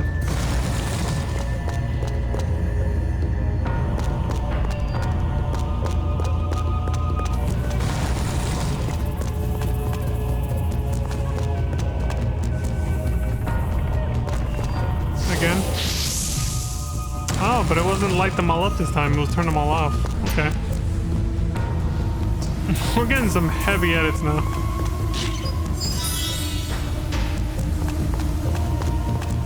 An AP boost and a camping kit.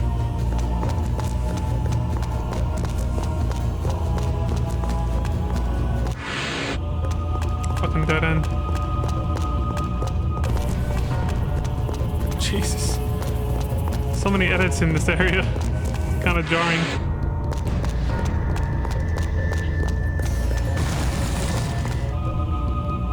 Again, image of a fish is engraved here. Acquired Adventurers Log 1. A journal written on old parchment paper. It's ragged and the cover's missing. This really is Resident Evil here. What the fuck? We're finding files and notes from dead people that came through before us. We were trapped in a room in which hung a plaque of a fish. the room we're in right now. The phosphorescent moss caught our attention. We did not know how it glowed. The pedestals on which the moss sat, they were the key. Excuse me, inscribed with letters in disarray. We weeded out the meaningless from the few. And which ones remained? Looking around the room, our eyes fell on the plaque of a fish. F-I-S-H. Oh, I see. They all have a letter. This one has the letter E on it. This one has H. It's pretty obvious what we're gonna have to do here. Oh, I guess you don't have to light them in order. S. Well, we're gonna need that one.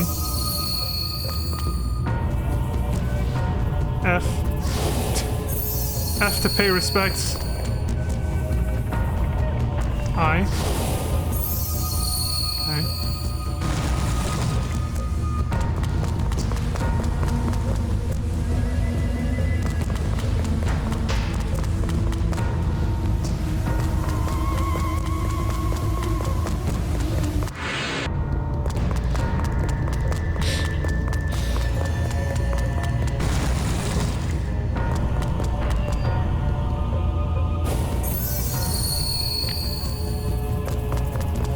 Oh, it casts a shadow. Tells you which one's the right one. Sage's Handbook. A manual filled with the secrets of how to become a sage. It doubles experience gained after battle. You use it in battle. Okay. So just for that one fight, basically. Oh. Well, at least you don't get punished with like a monster or something.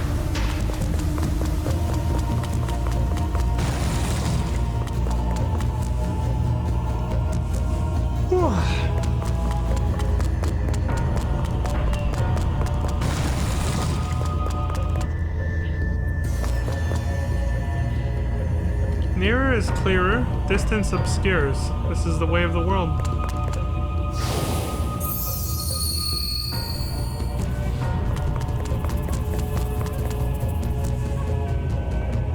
That one out, I guess. Well, that did it. That was pretty obvious. Just light the ones closest to you.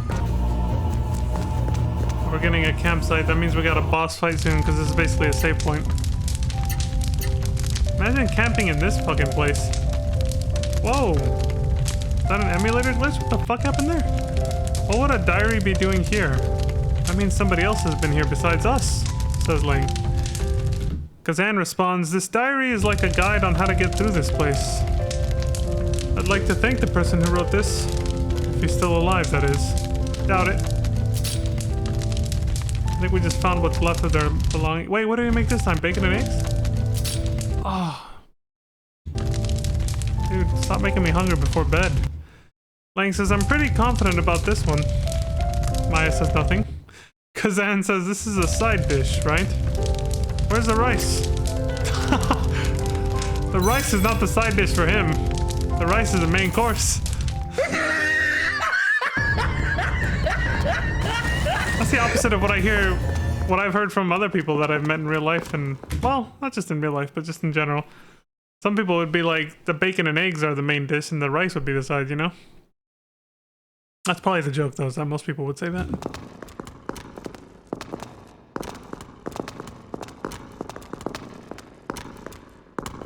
It's just like, don't tell me that's everything, though.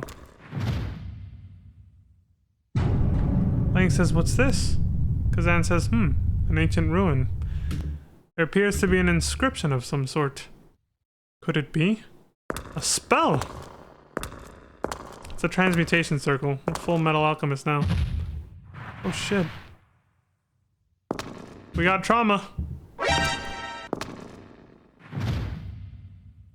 Lang says, Maya? Are you alright? She's shaking. I don't think she's alright. Kazan says, that day. Memories of the day her powers got out of hand. If only I had seen the signs. Had I been aware of Maya's power sooner, I would have been able to stop it. The tragedy could have been prevented. Lang says, tell me, what happened? Kazan says Maya's family. When her powers ran amok, they were wiped from the face of this earth. Damn. She's got some incredible power she couldn't control back. Oh no. Fuck. Of course we ran right into them. Now I want breakfast even though it's 9 p.m. It's 9 p.m. for me too, Zodiac. That's what I was that's what I was complaining about. I was like, dude, why are you making me hungry when it's like literally my bedtime? Doplin says, who dares to trespass here? Speak if you value your lives. Surprise, motherfucker. Doplin says, your faces are familiar to me. You are those fugitive mystics. If I had known to find you here, it would have spared me the trouble of sending Elliot. Ah! Fuck! What the fuck? Doplin says fwahaha apparently. Not a normal laugh. Do not be frightened.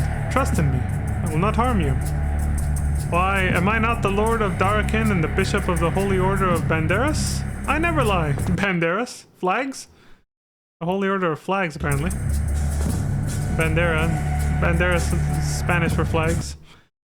Doplin says, and who are you? I have no business with you. Step away from there at once. Who do you think you are? Kazan says, you're only a petty villain who somehow came into power. Doplin says, how dare you? You would call a bishop a villain? There is not an iota of evil in me. To that I say, Oh, shit. Kazan says, your eyes betray you. The truth is plain for all to see. I thought that too, Zodiac, yeah. We're in the same time zone. I think that kind of makes sense though, considering... I don't know how you found me. I assume you just saw that I was live in Legend of Legaia, but like, the time that I stream, it's like only the West Coast is awake. You know what I'm saying? Like, and the rest of the world, I mean, what's left after the West Coast of Canada, US, and Mexico, right? North America, I should just say. It's just ocean. It's like Alaska and then nothing but Pacific Ocean. So maybe some Hawaiians probably still might be awake, but other than that, it's like everyone else is asleep. Except for, you know, the opposite side of the world. So it actually, I was also taken aback by that, but I was also like, you know, it's not too surprising considering how late I stream. Kazan says, and what would a villain be plotting in such a room? Planning to call on some demons, aren't you? Or are you? Which one did he say? Oh, planning to call on some demons, were you? Demons. Perhaps you are correct. Belna says, the people of Cabell who perished several thousand years ago. They studied demonology here in this room. Magic that manipulates heaven and earth. Such powers could very well beget demons. Doplin says, you are wrong, Velna. I do not aspire to create demons. I require soldiers of God. So he actually believes his cause is righteous. Like he definitely sees himself as the good guy and he's not the... Like, I mean, yeah, saying that sounds kind of weird because everybody's a good guy in their own story. Everyone, right? But what I mean to say is, like, he's not the, haha, I'm gonna take over the world because I'm evil type of bad guy. He actually believes he's doing the greater good. Basically, even though he's doing something horrendous. That kind. Doblin says the entity that governs all life. That is God. I seek the power that manipulates life at will. And this room, it gives me that power. The wisdom of Cabell will reveal to me the way to God. Kazan says, you disgust me. All you speak are words of selfish desire. What blasphemy to even consider manipulating nature and life to suit your own will. God? Don't make me laugh. You suck! Doblin says, it is impossible for lowly folk like you to comprehend my will. I alone hear the voice of God. While Kazan's getting ready to punch a bitch. Doplin says, using brute force. Is that your solution? I am ruler of this country. not to mention God's will on earth. You dare strike me? Apparently you are not aware that blasphemy against the heavens has dire consequences. Are they gonna sick this lizard dude on us?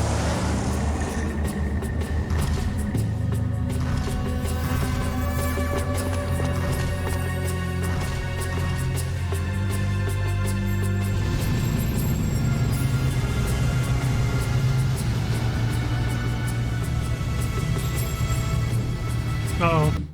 I don't know what that lizard's doing, but it's hurting Maya somehow. She's like...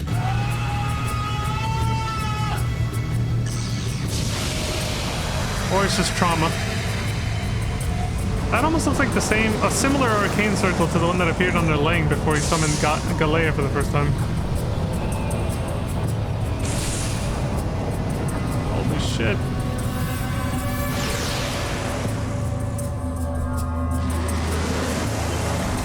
He's beefy, he's got a shell now. Doplin says, "Ha ha ha! Do you understand now? Bow before the power of Cabal, the power of God! With the strength of Cabal and the mystics at my command, I will establish the ideal world I have always envisioned." So again, not too original. What I was saying earlier, like every villain or hero, you know, they think they're the good guy or whatever. It's just that, like Squall said in FF8, it's just there's no real good or evil, it's just a difference of opinion or whatever. But I guess what I was getting at is that what the difference between him and Gold Eyes so far seems to be, we don't know the full story yet, that Gold Eyes was saying, or they were hinting at the fact that he's basically trying to create a world only for mystics. This guy probably has the same goal, but he seems to look at it in a slightly different perspective from the way we look at from what we know so far, though. We don't know the whole story yet, though. Doplin says, "Join me. What do you say?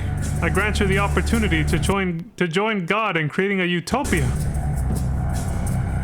Because he may be using different words and he's more of a blabbermouth, but he doesn't sound that different from what, like, you know, Court and the other villains from the first game would have been saying, basically. They were trying to create their own version of a paradise by making everyone submit to the mist and all that, yada yada. See what he says. I might be willing to help. I almost thought he was going to pick that just because he's made Lang pick all the other more submissive options. What did it say? I have no interest in your utopia. Okay. Lang says, "I'm not interested in any utopia that you've come up with." Doplin says, "Whoa. Fool. Nothing is impossible with the secrets of Cabal at my command." Oh, they're gonna show us all the answer choices. Good. "I might be willing to help," because Anne's gonna get pissed.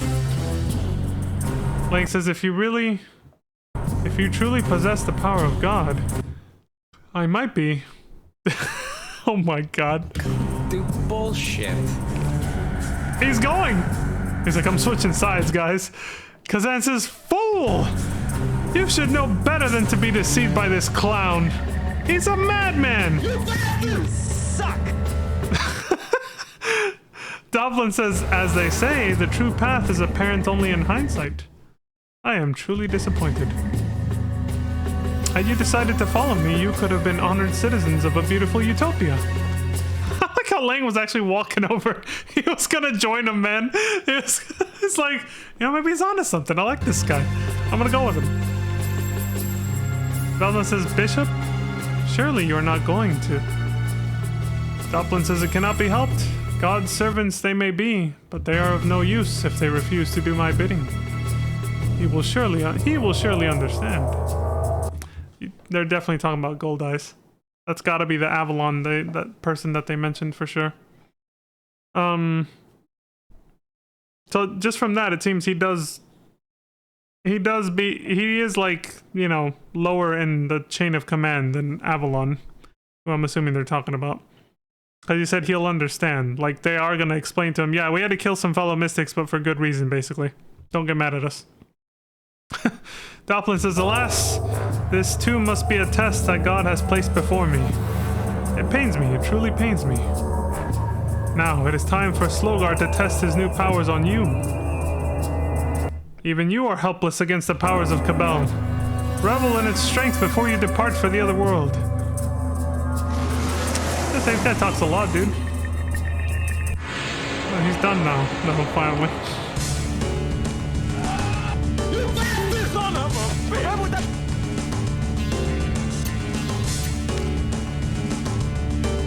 So I guess a good example of what I meant in terms of like contrasting him with other villains that are more like pure evil-ish. Kafka from FF6. He didn't pretend what he was doing was righteous. He was literally just a psychopath who embraced it. He was like, yeah, I just want to kill and destroy everything and cause suffering. At least in the second half of the game anyway. But yeah, this guy's more of the type of like, what I'm doing is righteous. Okay, I gotta pay more attention. What is it? Let's ask him what are we gonna do. Okay. Oh, Maya can't fight. She's out of the fight. Too traumatized. Okay, it's just us two then. Oh, great. Well, either there's a gimmick or we gotta use magic on it. Oh, he actually said he screams out Legaia. Like in English. Unless it's just pronounced exactly the same way. Dude, nothing works. What the fuck? Well, this ain't good.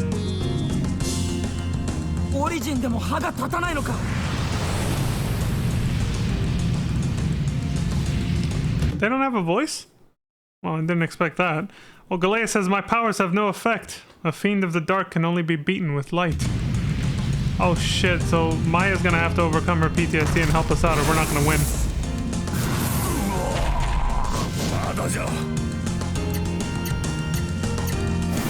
Just defend until then, I guess.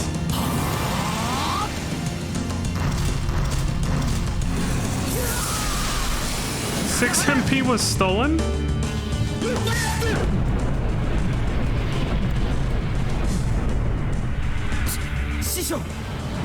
Shisho. That's how you say master? I learned something. Shisho. 抜かるな。あやつの体が歪んで見えよ。もしや技が決まらんのも。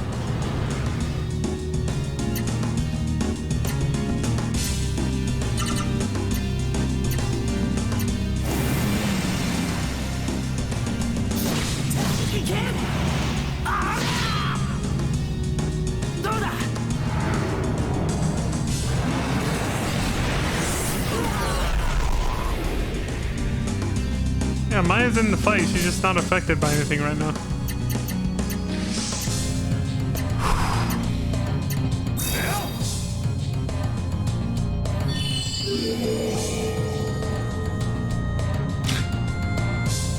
I'm still laughing at the fact that Ling almost joins them if you pick that answer choice.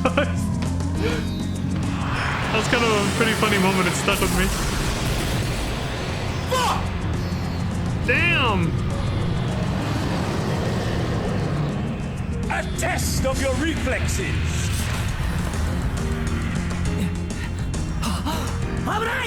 Oh no.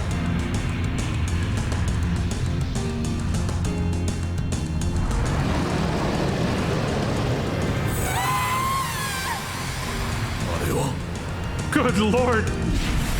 I timed that pretty well.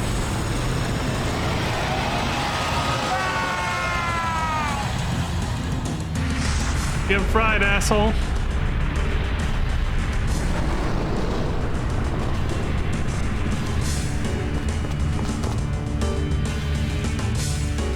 Took everything she had. あの時と同じじゃ。あの時と。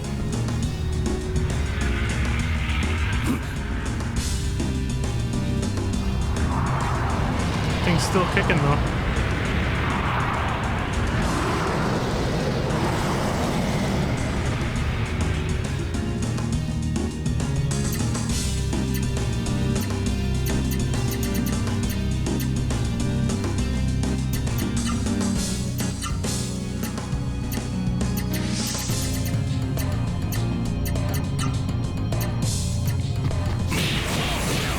Oh, we can hurt it now. Good. Maya did her job. Also, she has a voice now. So I guess I already pieced it together then. She's muted. Well, she went mute because of the trauma from having killed her entire family by doing that, probably. What we just saw.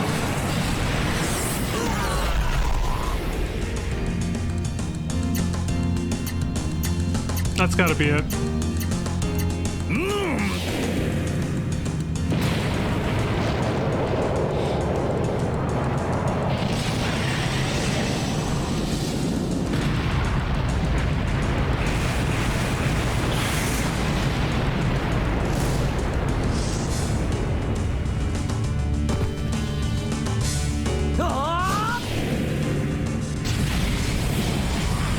Poor Maya, man. She's gonna take everything that was happening.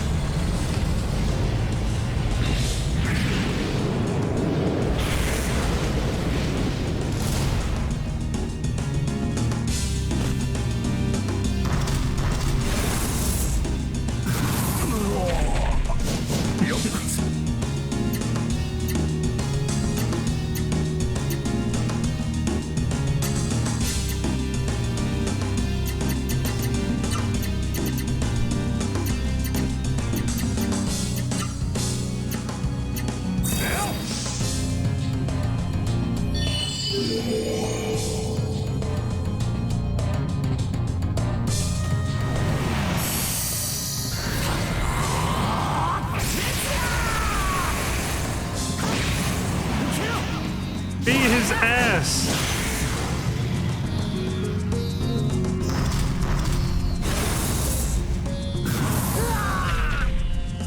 Jesus, half his health in one hit.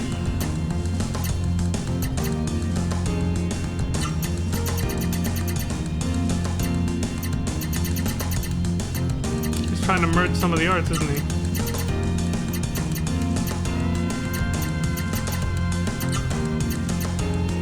Very nice quality of life to be able to just choose them from the list like that.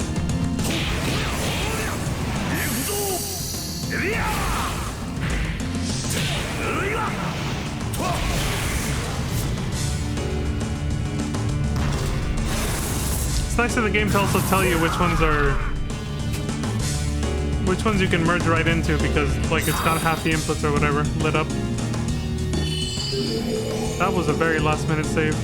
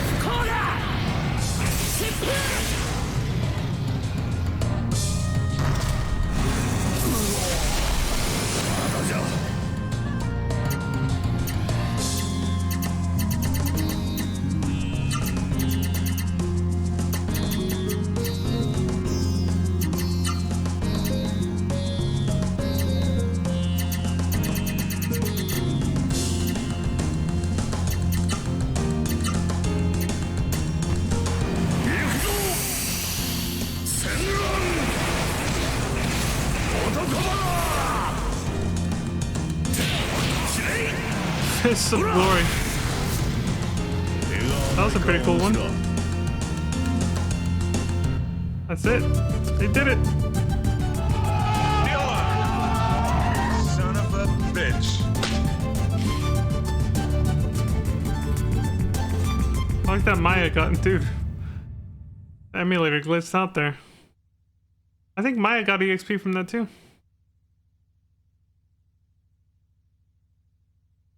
Link says, Maya, was that you? Was that your power? Kazan says, I remember. This terrible light. This very same light. Again. Maya's fucked up. She's just... Link says, Maya! He's waking up.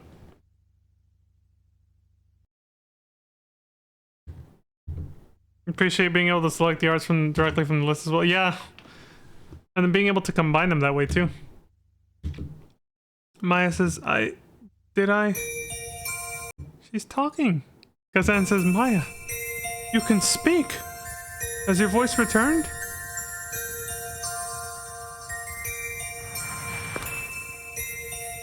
I didn't know she got her voice back this early.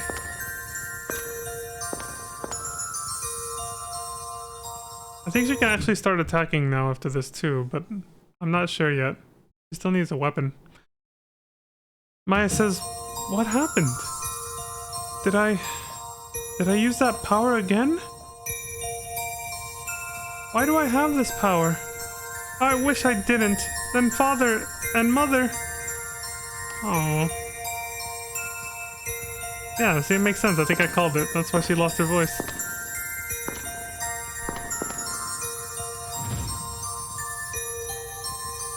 Lang says, but it was Maya's power that saved us, right? Without it, we might not have been able to defeat him. It's not about the power itself. It's about how you use it, isn't it? Maya, don't blame yourself. Maya says, thank you, Lang, but I don't know how to use magic. Lang says, really? Kazan says, Maya has potential for magic in her blood. She has yet to be able to wield it. But at the moment, we must concentrate on finding our way out of this labyrinth and into that castle. Lang says you're right. The Aqualith is waiting for us. Let's go!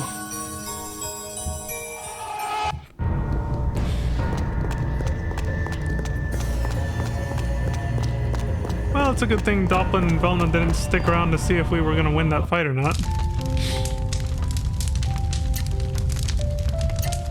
This campfire, the sound of the fire itself in the campfire, it's definitely a stock sound effect because I hear it in some of the like campfire or fireplace relaxation white noise videos that I pull up on YouTube sometimes to like meditate or just to relax. I don't imagine there's a huge variety of sound effects for fireplaces, so you don't really need there to be a variety. Kazan says, Maya. Maya says, oh, don't worry about me, Kazan. You know, I've been really torn. I avoided using this power, this magic, but I was worried that meant suppressing and hiding a part of me. I was worried I'd have to live my whole life that way. That's what I've been torn about. But then you said something that helped, Ling. Power itself is not bad.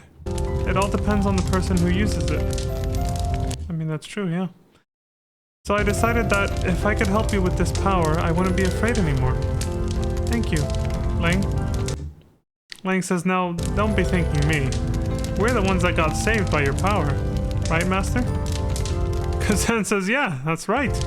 That's exactly right. But, you know... Lang says, what? Kazan says, I don't think you could really call that last battle controlled magic. It was more like magic power gone wild. So, would you say that Maya's a girl gone wild then? Bruh. I don't know, I had to throw that in there.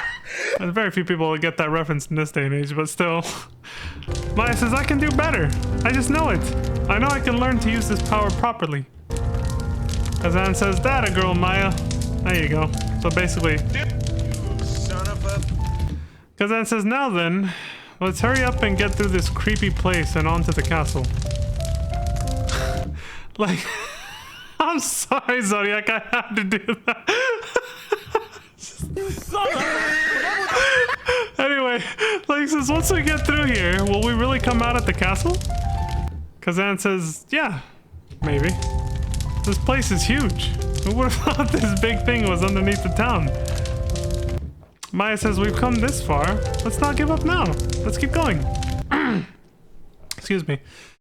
Lang says, yeah, you're right. We're not gonna get anything done sitting around here. Let's move. Well, we gotta sleep and cook and eat and stuff, man. Let's just chill.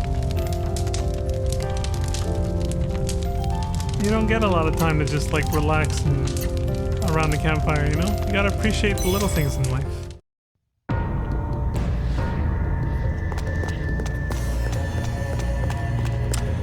Oh, this is the start of a new video. Okay, perfect. I was waiting for him to like go to sleep, cook, eat, and save or whatever because I was like, I gotta end my own video here.